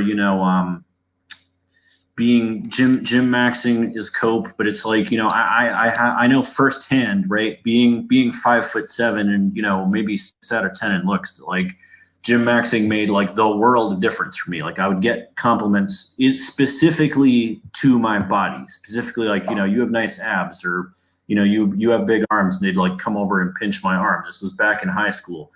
My face and my height didn't change. And I know like that story has been shared a million times, but I can't stress that enough. Like that was the only variable in what had changed there. Yeah. So, here, really good point. Actually, I want to read out this comment. Emotional connections are not instinctive attraction. Floyds want genes that are combat efficient. They want trauma resistant face bones and height. Non-chads get cucked and pay for it. Okay, so here's what you're not factoring in is that in a species such as human beings, right? I've made this point before. So if you've heard this point already, forgive me. You have like peacocks where the top 20% reproduce because they have, the shiniest feathers, which attracts the most mates. But a peacock has an IQ of 15. It's not an emotionally complex creature such as a human being. So we don't know enough about emotions and what flips certain emotional switches to take that into account. That's why I think there are, even though we can't describe what the factors are, there are other factors, because obviously I even agree that looks are a big percent of the equation that we can't overlook. But there are other factors, even if we may not necessarily know what they are. Sparrow's point, I mean, they want, like, there's a lot of physical traits women are attracted to, like the trauma resistant face bones and height. I mean, Actually, I think I had heard that, and I don't mean, sorry for cutting in, but having protruding jawline or protruding chin is actually disadvantageous to you in a fight, because it's actually more exposed to be hit. Don't a lot of boxers actually have receding chins? I don't know about that, but I do know a bigger beard will cushion blows. So, and male models don't usually have, well, male models don't have big, huge beards unless they're like a beard model. But not everything about looks is combat related, or I mean, a strong brow ridge, is attractive, but I think it's not necessarily attractive because it can take a blow. I mean, if that probably factors in, but it's some of it is just harmony, or it just looks, it informs the girl of his possible personality. But there's, So like, hold on. I've Actually, no, I'm sorry. Continue your thought. I actually have something I'll add to that when you're done. Just continue your point. I mean to cut you off. Okay. I've said, on my channel about the three main archetypes girls are attracted to: silver fox, pretty boy, and jock. But girls are attracted to soy boys, average regular guys. Like, there's so many more looks that women are attracted to than just the male model. It's not like how he's suggesting that women only are attracted to the ideal, like, and nothing else. So, I think it's just too black and white. Yeah, well, let me read this one out. Female attraction is the same it has always been. They want men who can kill with their bare hands, without being damaged themselves. They want their offspring to be apex predators. Right. So Sparrow, how do you explain somebody like Vladimir Putin, yeah, who rumoredly has killed, who has assassinated somebody who was trying to attack him, right? Somebody was trying to assassinate Putin, and Putin apparently killed him. Putin has this aura of dominance when he walks into a room, right? Donald Trump, who is 6'3", is often ragged on by the media for behaving submissively to Putin, for being Putin's puppet, for being Putin's bitch. Putin is 5'7", and exudes this aura of dominance when he walks up into a room. And Putin is not good looking at all, right? Doesn't really have a great jaw. I mean, he does have hunter eyes, but obviously he's balding. He wasn't really good looking when he was young. So obviously it's not his looks that Putin's dominance comes from. His charisma, it's his intelligence. But I'm saying did he not, when I'm sure everybody knows that Putin has killed a person with his bare hands, as Sparrow said. I mean, You know I'm saying, so there's the evidence, there's Putin's competence. He's an accomplished martial artist. He was the KGB commander. He's clearly a powerful man. I'm saying, right, I get it. What you're saying, he's not a male model, but he still is, this masculine dominant guy. Most leaders don't look like male models. He's not tall either. He's 5'7". Yeah. Right. Which back, and again, like I know I've shared this anecdote a million times, but when I beat that Chad, in high school, and he got all butthurt about losing his spot on the varsity team to me and causing him to quit, it's like, everybody thought he was just being a sore loser. And, they treated him like a baby. So obviously, like, I got treated a lot better than him because I actually, at the end of the day, I actually won, which to Sparrow's point, I guess, like, even though he looked faster, he looked stronger, I still won. And at the end of the day, like, that's obviously what people are going to care about if you're saying that women are attracted to people who are capable. Even though I guess that guy looked like he would have been better. Yeah, there's a difference between an international ideal, cross culturally, that's totally unrealistic for all but like what 0.00 something percentage of the population to be, and an above average guy, 60th percentile or something. Like, if right, there's only so many Chads, right? So it's not like there's enough Chads for every girl. And Chads don't even have like hella kids. Most of these male models have like 2 or 3 kids. They have nuclear families. They're not, I'm not saying they don't like sleep around with a lot of girls, but they're usually no. We know that Chad, like, obviously, like, Chad is going to sleep around. Chad is going to be seen as more attractive. My whole tenet, right, is to the people who go, oh, it's over because I'm average or something, is that, and they say that gym maxing is just cope, money maxing is just cope. I'm like, no, because I did it, and I'm telling you, like, the results were eye opening. And like, yeah. also, and they're saying, like, well, you can't be confident if you aren't tall or really good looking. But the fact that, like, I beat Chads in sports, was able to lift a lot more weight than that particular Chad, right, in the weight room, and knew that like, if he got all mad and tried to fight me, I'd kick the absolute shit out of him. I clowned that guy, and I guess, like, women saw, the women in my school, I guess, saw that. And, it sucks that it had to come at, the expense of that guy. But obviously my head was in the clouds. My ego was fucking sky high. And it just so happened at that time, I started getting, like, compliments like, oh, you're looking really buff and stuff like that. So it's like, that was my experience. That's why I can't really fall into this mindset. So, yeah, it seems that a lot of, guys in this community just don't like being athletic. They just don't, because I've interviewed a couple guys, and some guys, they genuinely like working out just to work out, and some guys just hate it. Yeah, I mean, So I got into it because I was so frail as a kid. You know, I was basically ectomorphic. I was 120 pounds at 15, and 170 muscular by 18.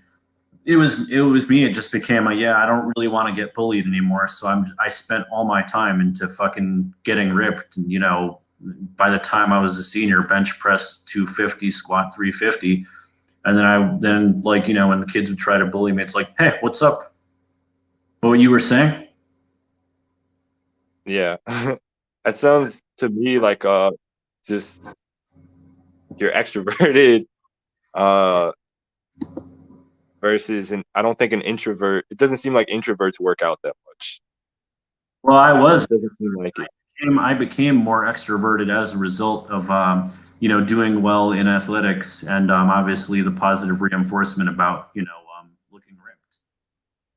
That is a good point because my friend, his personality has changed because now he's in this club and he's still introverted, but now his openness has like skyrocketed through the roof. Like he's opening up to people more now. So personality isn't like set in stone. It is influenced by things that happen to you in your environment. Yeah. So that's my point. Is like yes, your self esteem will be heavily reliant on your looks, and we're not denying that. However, it's not like I think there's this conception that like, well, if you're not really good looking, the things that you accomplish, athletically, academically, professionally, will kind of just be overlooked for somebody else who is, and it's like that's really not the case. We see at work there's award ceremonies for people who have hit certain milestones who aren't necessarily the best looking or achieved, certain numbers and everything. Or I mean, how many professional athletes are known for being really good looking? I mean, a lot of times they're, tall and strong, but facially they're not really like the best looking. Yeah, it's sort of regular looking, average. But of course they're going to be really confident because, they've had reinforcement about that athletic ability their whole life. Somebody's TV's on. I don't know. Hey, Meremy Jeeks, are you back? We can hear some static. Yeah, wait, hold on. That's about to go down. Just give me a sec. I just walked past the soccer field because I stepped outside for smoke. Okay, Hold how on. listening to It's about to go down. Hold on. Just give me Is a that a second. party? Yep. We'll go. Is it bad? No, you sound better now. Oh, okay. Yep. So were you listening to any of that? Could you hear us? No, I heard all of it. All right. So do you have I have no further. Mike, do you have anything further to say before we have him respond?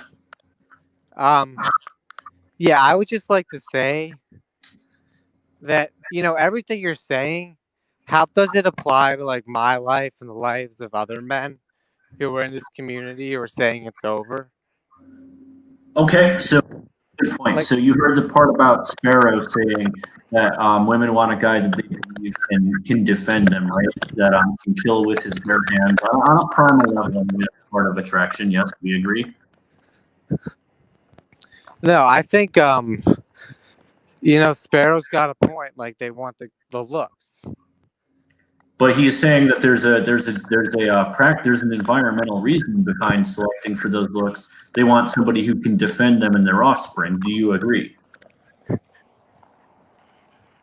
Um, oh, this is funny. Hold on. Honestly, what I think is going on right now is due to a certain group. The elites, the people in charge. Honestly, like some of them come from a certain like group of elites, but it's just the elites in general. Like I think just the way society's going and the way society has changed, it has caused this hypergamy. I firmly believe that if it was the year 2000 right now, I would be doing fine. Okay, I mean, listen, we agree with you that things are getting harder. They are going in a harder direction, and that smartphones on a whole have made the human race in general more superficial. But I don't want to, go off the topic. Do you agree that the reason behind the looks hypergamy is genetically motivated? That women would want a man who can protect them as well as their offspring. I think it's a hyper exploitation of that. So what benefit would having a beautiful face do if you can't actually provide some type of genetic benefit, such as running away from a predator or beating up somebody who's attacking you? Well, I think you said it before. Like, it's Because you said face is more important than height, correct? correct. What benefit would that have? Look, I think it's more of like evolution doesn't really have a certain game. It's just kind of like been hyper exploited in this way. I think those good features, like they do signify like high testosterone health or whatever. Like they do signify like quote unquote good genes to a certain extent. But I think, a large chunk of the reason why they're so desired is because like evolution has been exploited in like a particular way against them. Are you talking about like grooming, like hairstyles, and because what does a hairstyle have to do with that? How does that give you an advantage? Other than I guess short hair would get you, well, long hair would be at a disadvantage in a fight, but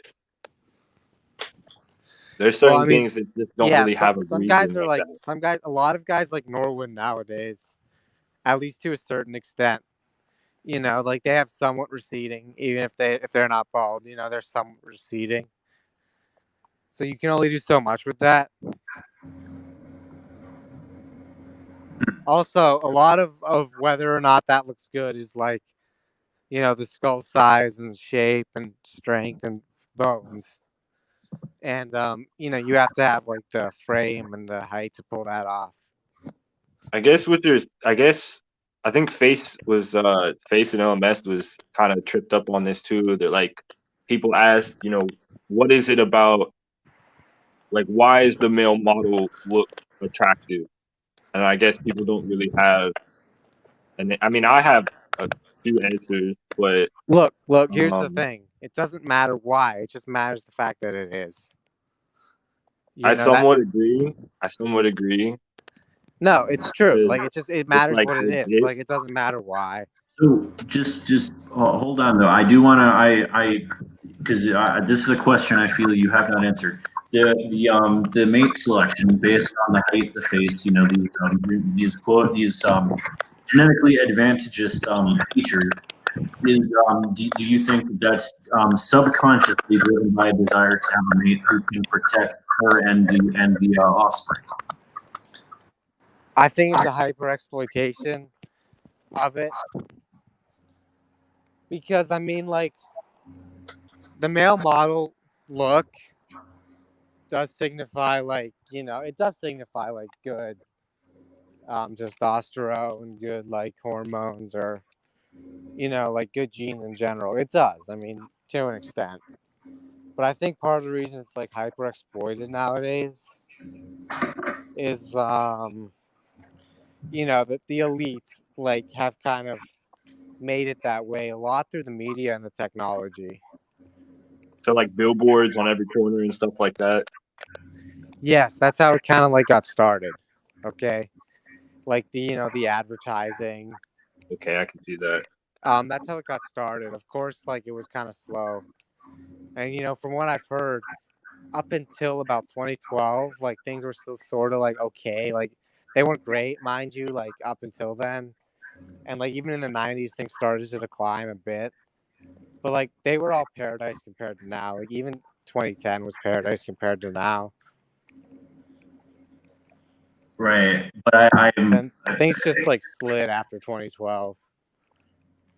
Okay, and listen, Meremy, again, I'm saying I agree with you that we're on that trend, but the point that I'm trying to make here is the gross exaggeration in the black pill Now, so to be clear, we agree that the mate selection, that height and face, it's on things that would be advantageous to reproduction, right? Ability to protect a woman and her children. Yes or no?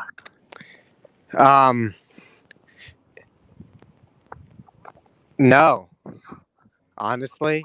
So you disagree with Sparrow's point then? I mean, I'm gonna have to. I mean, look, just like take a look at it for a second. If we look at like even the early 2010s, face an LMS who like proclaims himself like I'm a true cell, he was able to get something, okay? Even back in the early 2010s. I think what we're seeing now is something that's like new and it's brought on by, let's say it, the elite.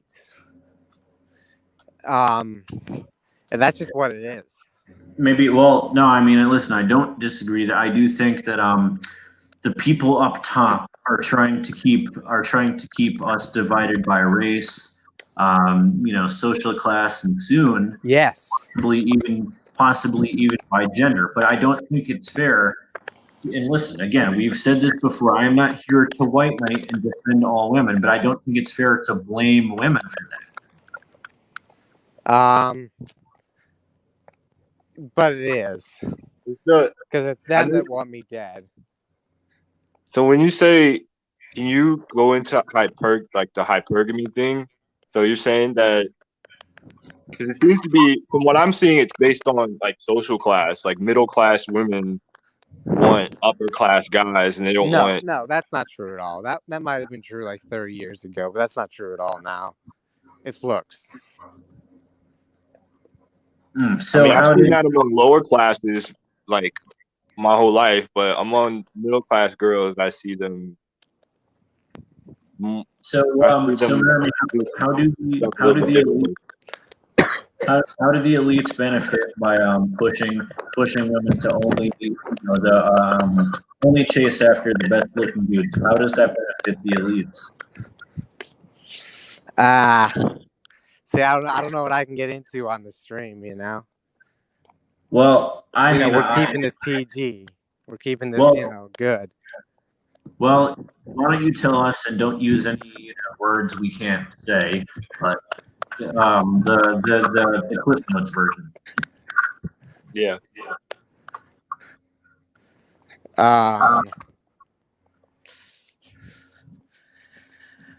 Well, let's just say,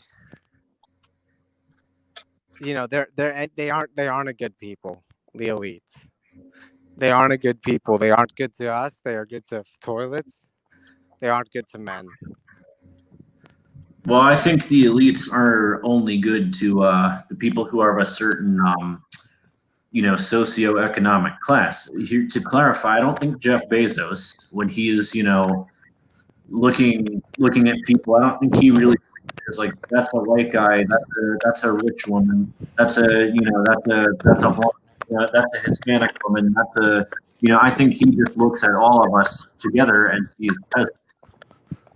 There's no difference. I think he does do that, but I think the elites, also profile us to try to divide us up.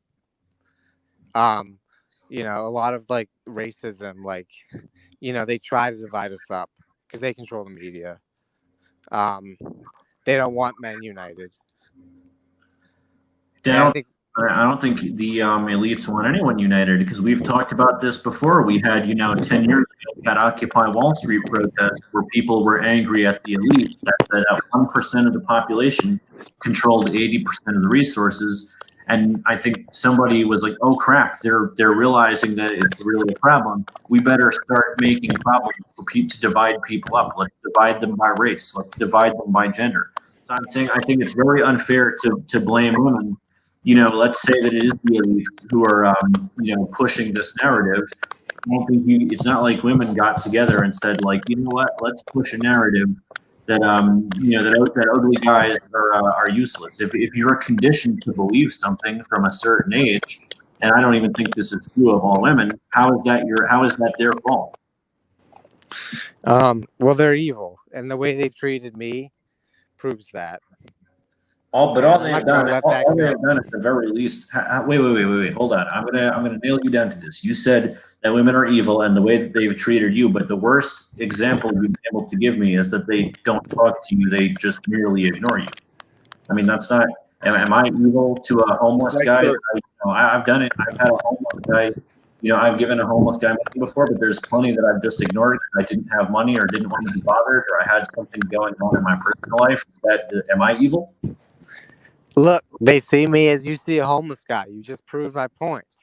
it's like the father that he sees it as like the father that was never there for his kid. Like the father technically didn't do anything, but then the kid still hates him. But here's the difference there. That father has an obligation and a responsibility. Yes. But I'm saying like so a woman doesn't have an obligation or responsibility to you the same way we don't have an obligation or responsibility to a homeless guy. But I'm not. Am I evil by ignoring the homeless guy? I'd say I was evil if I went over and punched the homeless guy or did something make his life worse. At the very least, like Meremy, there let's say it's true and they just don't find you attractive. They're at least being merciful. They're not trying to get you to rope or make your life worse. They're just ignoring you, which I think like, listen, man, I've had ugly chicks that I wasn't interested in, right? Somebody I didn't find physically attractive, and I didn't go like, hey, guess what? You're fat and you're ugly and you repulsive. Go kill yourself. I just kind of ignored them, and that was it. I think that's it's the most merciful way to do it. How does that make them evil? No, you're not evil. But I'm Men saying, aren't so evil. They're neutral. how are you said women are evil? Though? How are you evil for merely ignoring you? They reject me consistently from society, and you can't you're entitled to one. That's true. Oh, you are. Yes. Hmm. Okay. Well, I mean, I think Like a what you did. king? And is he an African prince where he just his dad gives him one of his 80 wives? Is that how it is? Yeah. Mike, you cut out a little bit there. I couldn't hear what you just said. I said, is Meremy an African prince where his father gives him, one of his 200 wives or something? Is that Yeah. No, that's not a bad thing. so? He wants it to be like, tribal society, basically. Is that something you would want, Meremy? If you could wave a magic wand and we went to a tribal monogamous society overnight, would you do that? All right. Look, I'm just gonna say it. If I could go back to having been born in let's say 1981 versus 2001, I would just rather do that. I don't even see the need to go back to that sort of weird society. I think we got to go back to before all this technology kind of fucked us up. Okay, I mean, hey, listen, I'm in agreement with you there in some regards. You guys know my opinion on technology. For all the good it's done, it's also done harm. My attention span is shot. I can't read a book anymore. I get angry when my phone buzzes repeatedly in my pocket while I'm driving, and I know there's going to be 30 freaking texts by the time I get to where I'm going. And I've even gritted my teeth and punched my steering wheel because it was so infuriating. And it's a constant bombardment of information that we can't really process, and it destroys our attention span. So I agree with you, Meremy. That technology on the whole has, but not just it hasn't done good things for the human brain in general. No, it hasn't. But I'm saying I don't think it's fair to blame women for that. Yeah, but the way they've treated me. Well, they've ignored you. Every right They haven't. They haven't. Has a woman ever gone out of her way to make your life worse? Yes, it makes your life worse to be like me. But I'm saying her not wanting a relationship or sex with you is not like, it's not like she's doing that because she's like, oh man, I hate Meremy Jeeks. Screw that guy. I think she's just like, I'm busy, or or yeah, I have Chad now. It's not like she's like, it's inconsequential. It's not like she hates you. It's not like she's like, I don't think everybody has. I disagree with you that everybody has a right. Crap. Can you guys hear me? Yeah. Yes. Hold on. So I think you're just kind of proving my point. Like, they don't want me. But that doesn't make them evil. Am I evil when I don't want, some All right. really ugly? Look, you can nitpick the details of the black pill all day long, but you are proving that like it can be over based off looks. You aren't even bothering denying that. So you're like We've never admitting said that it. the We've never fundamental said. We've black never pill is true. Meremy, some parts of the black pill are true. Can you please define the black pill? Looks are everything for a male, and everything's easier for forwards. Okay, Honestly, well, like, When you say looks are everything, you mean looks are everything and then nothing else matters. Is that? yes. well, wait a minute. Earlier in the stream, you said that looks were 66% in business, and then what percent did you say in dating? I just want to clarify there. You said in business 66% and 33% came down to social skills and competency. Yeah, because I mean, you have to factor in the business world and the older guys in there. You have to factor that in. But look, Fords only care about looks, and like that's just the truth of today, and that's the fundamental black pill for you. And if you decide like they're evil because of that, like that's good for you. But if you don't, all right, that's your decision. But I guess you've like acknowledged like what it is in society. Isn't So that kind of hypocritical? Because don't guys usually be like looks first and foremost? Um, I got not him at tongue all. tied. No, not at all. That's not true at all. you don't think men care about looks? I do. Correct. Like they do not.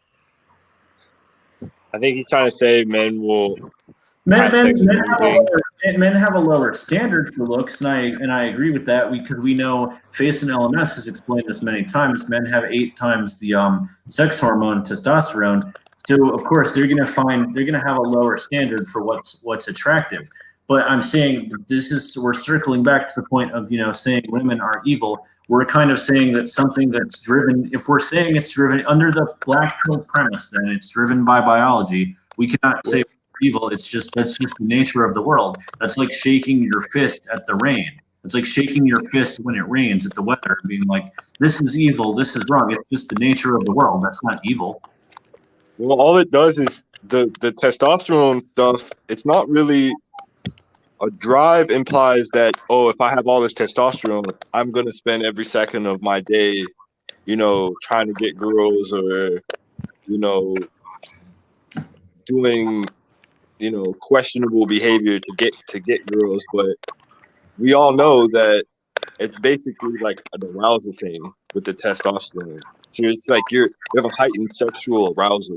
So you're more easily sexually aroused by whatever you're attracted to. It doesn't cause you to go out and like grope women or something, or whomever you're attracted to. It doesn't cause you to go out and do that stuff intrinsically by itself. Right. I think so. There's this argument in the black pill that women can't control themselves and they'll just lose it for Chad, right? Now, being that men have 8 times the sex drive for women, and we know that obviously not a very small percentage of men, not all men are rapists, not all men, can't control their sexual desires and just, pin a woman down and have their way with her. I think that's, not giving women enough credit. They're like, oh, well, they'll automatically, not be able to control themselves around Chad. Whereas, like, I went to a party a few weeks ago and there was legit Chad there, like 8 out of 10, like 6'2", looking dude. And I was the black pill for me has caused me to very closely analyze people's behavior. And this Chad was just kind of there, like, talking to him, chilling with him. It wasn't really the women weren't all like fawning All right. over the guy. He was just kind of there. Look, I mean, what you guys are saying like isn't denying our experiences. No, Meremy, but I'm saying like your I would- like your experience is what it is, and I'm not saying that like it's not something we can be empathetic to, but what I'm trying to make you see is that you're not as helpless of a victim as you make yourself out to be. You had told me, right? Let's not even talk about him for a second. You told me that you are 160 pounds, right? Yeah, at one point. I'm around. So how confident are you that you can kick if you were to get into a confrontation tomorrow? Let's just say with an average person, how confident are you that you would win? I don't know. I'm not sure, honestly. Like the average person isn't in that great shape. I do have some muscle because I've been gym selling a bit. Are you quick? Do you have good endurance? Are you slippery if the fight gets on? Yeah, no, I have good endurance. That's for sure. Okay, so but I'm saying like and we're talking about a completely plain average Joe, 5'10", 192-pound guy, because that's the average height and weight in America. Yeah. You think you would win? I think it would at least be a tie. Okay. Well, all right. I'm glad you said that because being 6 feet, 160 pounds, I do think, you told me that's a little bit underweight. I know you and me both did track and cross country, so we kind of talked about our times. Here's the thing, right? As a short guy, I'm 5'7". People say like, "Oh, it's over for you." In high school, I could bench 250, and I ran a sub 5-minute mile. Not by much, but it was like 4:54 or 4:55. There's like it's really rare to find people who are going to do both of those things. And granted, I'm not in the best shape anymore. But yeah, if you take an average Joe, I'm still confident I will kick the shit out of an average Joe if we were to get into a confrontation tomorrow. If the guy's like 6'2" and ripped, I might be scared. Yeah, of course. I'm not claiming that like I'm the toughest guy in the world, but like I know I will kick the shit out of the average person. That was a result of years and years of gym maxing and eating a certain diet. So what I'm saying is like you're making yourself out to be there are things you can do to improve that situation, even if it doesn't help you get women. Just make you not feel like a victim or like I have to take shit from the average person. Makes sense? I'm not saying that gym maxing will be the silver bullet, but there's also career success. There's becoming really competent, in a given hobby or a given sphere. There are things you can do to make yourself not feel like you have to have a victimhood mentality. I don't. I'm like, you see, like if I'd come across this at a young age, I'd probably be like, oh no, I'm 5'7". It's over. I shouldn't try. Okay, so what you're saying is that if you were 17 and you came across this community, I might have believed it. I might have, I do believe it, right? I do believe that looks do matter. We're not denying that, but I'm saying like you put yourself in a better position when you develop yourself, right? Even if it doesn't get you women, okay? Let's just say, right, you're going like sometimes you have in sports, you have somebody pulls off an upset, like somebody clearly disadvantaged ends up winning. Like let's say it's a boxing match and the guy fucks up and he slips and the guy beats the crap out of him. If that guy hadn't trained for months rigorously, even though he was disadvantaged and the other guy was clearly the favorite, if that guy hadn't trained and eaten a diet and ran 10 miles a day and gotten up or down to a certain weight, he wouldn't have even been in a position where the other guy would have fucked up, and the other guy would have still won. But because the guy put himself in the best possible chance he had to succeed, sometimes you come away with a win.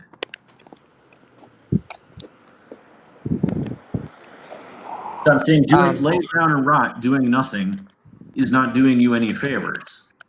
All right, so hold on. If you were Lay 17, down and just hold on. Let Meremy go, and then and guys, I do want to. We're going on 2 hours and 30 minutes, so I think I'm going to end the stream in 10 minutes. So unless somebody else wants to come on, let's make this our final topic.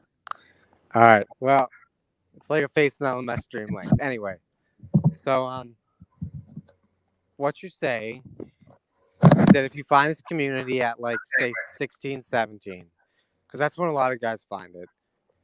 Younger than that's like rare, but like there's definitely a lot of guys who are like 16, 17 who found it and who like believe it's over. And certainly amongst like the 18, 19, certainly amongst them. But they know it's over, and they know it's over because of how they've experienced it. If they like live like a constant rejection, like a subpar guy in today's society, like it is bad. Jeremy, you haven't lived light when you're 16, 17 years old. No offense, but you don't have a frame of reference. You have not lived life yet. I didn't even get a girlfriend until I was 18. So if I found 16, 17, I might have gotten this mentality and never even had that happen. Well, I mean, 18 is not that late. 18 is pretty good. Let me just say that. I get it that it's getting harder, but I'm saying, like, do you not see that, like, you might have somebody who's not even necessarily bad looking who comes across this and then gets a neurotic fear that, oh man, like, I'm really bad looking, and then doesn't even try at all. Well, that might be some people, but that's not. And we're not all Chad that women will just come to you. But if you're a normie, or you're a high tier normie, or a Chad late, you can put in some effort and it can work out for you. But so I'm saying you might be in that situation, because you're right. You can nail me down to this. I do agree that there are certain looks levels where it is over. If you're extremely short or extremely ugly, things are way more difficult for you, and I'm not denying that. Okay, but like I'm saying, like, we see a lot of guys who are really pretty average looking, or or average height, or slightly below average height, saying it's over, and then something like this will only confirm that and make them not try, when maybe that person who doesn't have it as badly off as a true self. You know what I'm saying? Like, they could have gotten something, but because they found that they never even put themselves in that situation, like the boxer, in a position where, under the ideal circumstances, something could have happened to them. Yeah, I guess you guys are like hypothetically coping here, but the reality is, like, of what a lot of men have experienced, like, it shows it's over. Okay, Mike, I know you wanted to make a point, so let you can go. You can go. I've heard, in this community, guys talk about entitlement and how in the past men were handed wives, essentially.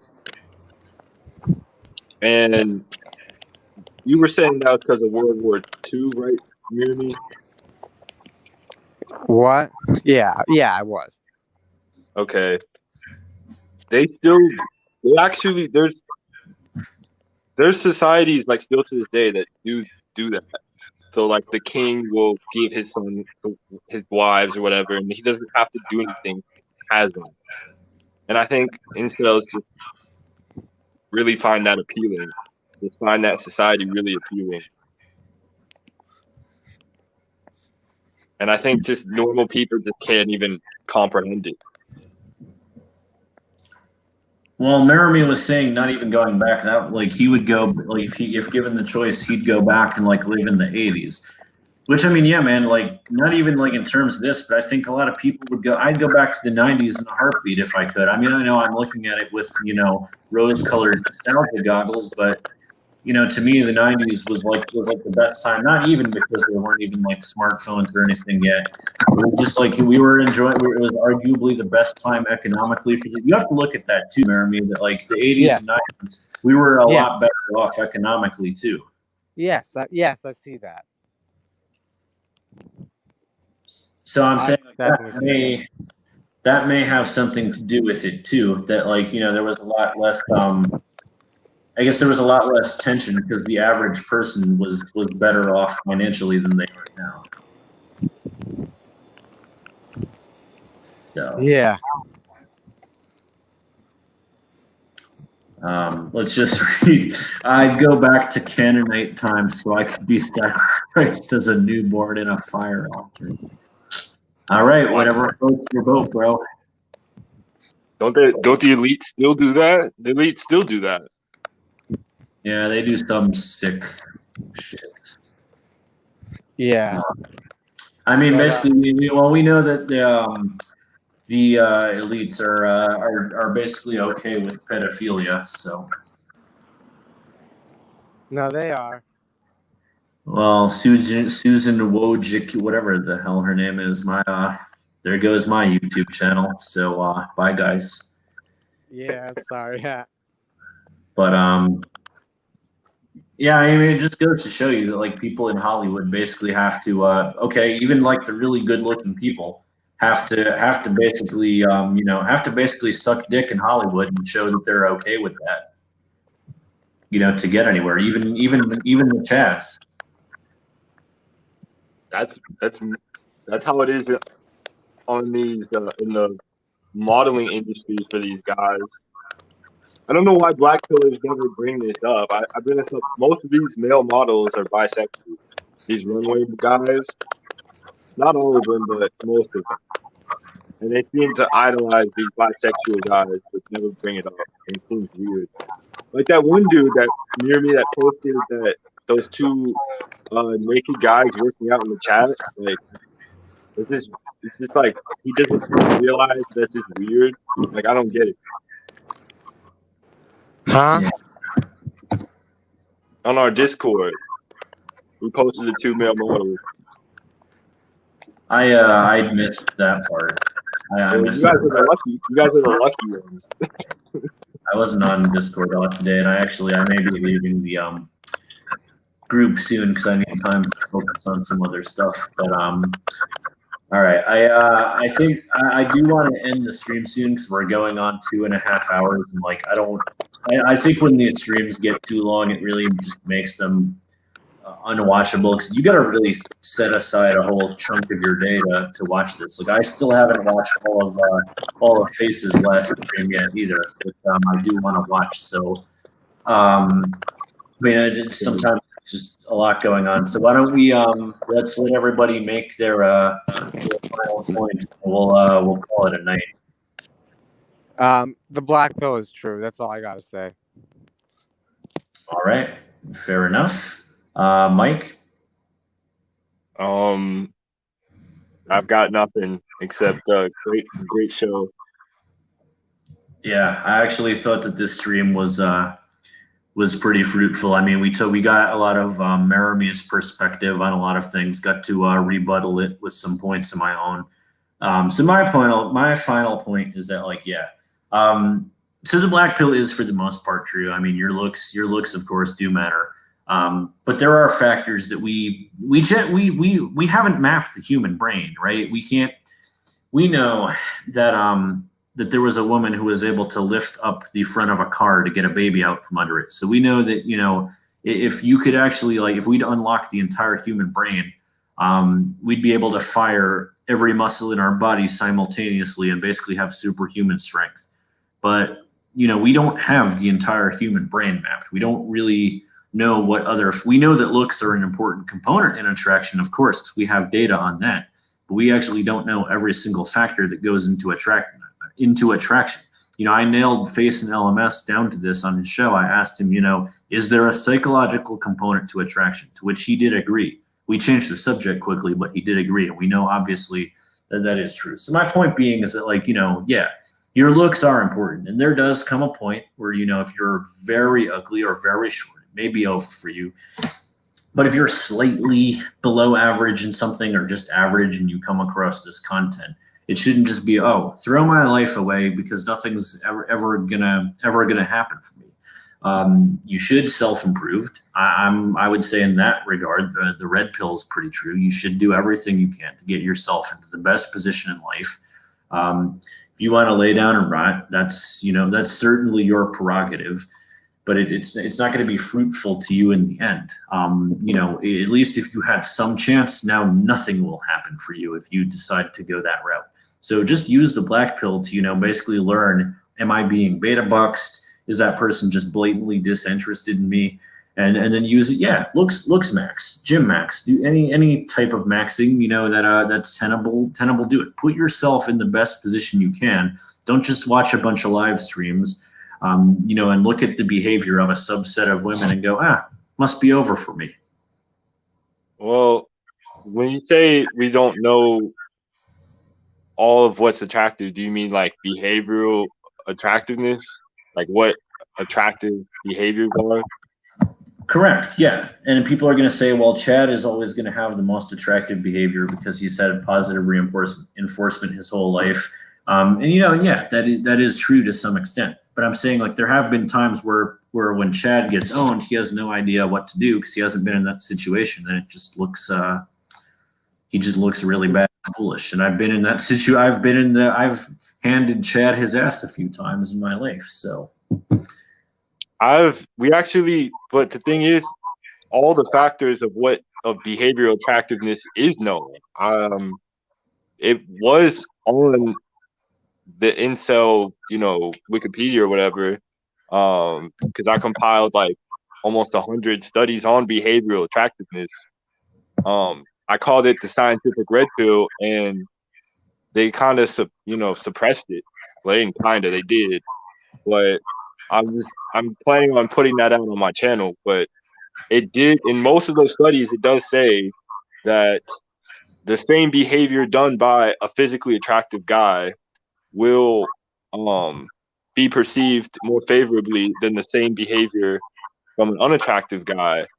But like, any behavior attractiveness they want to study, they want to just like throw under the table because it goes against the narrative.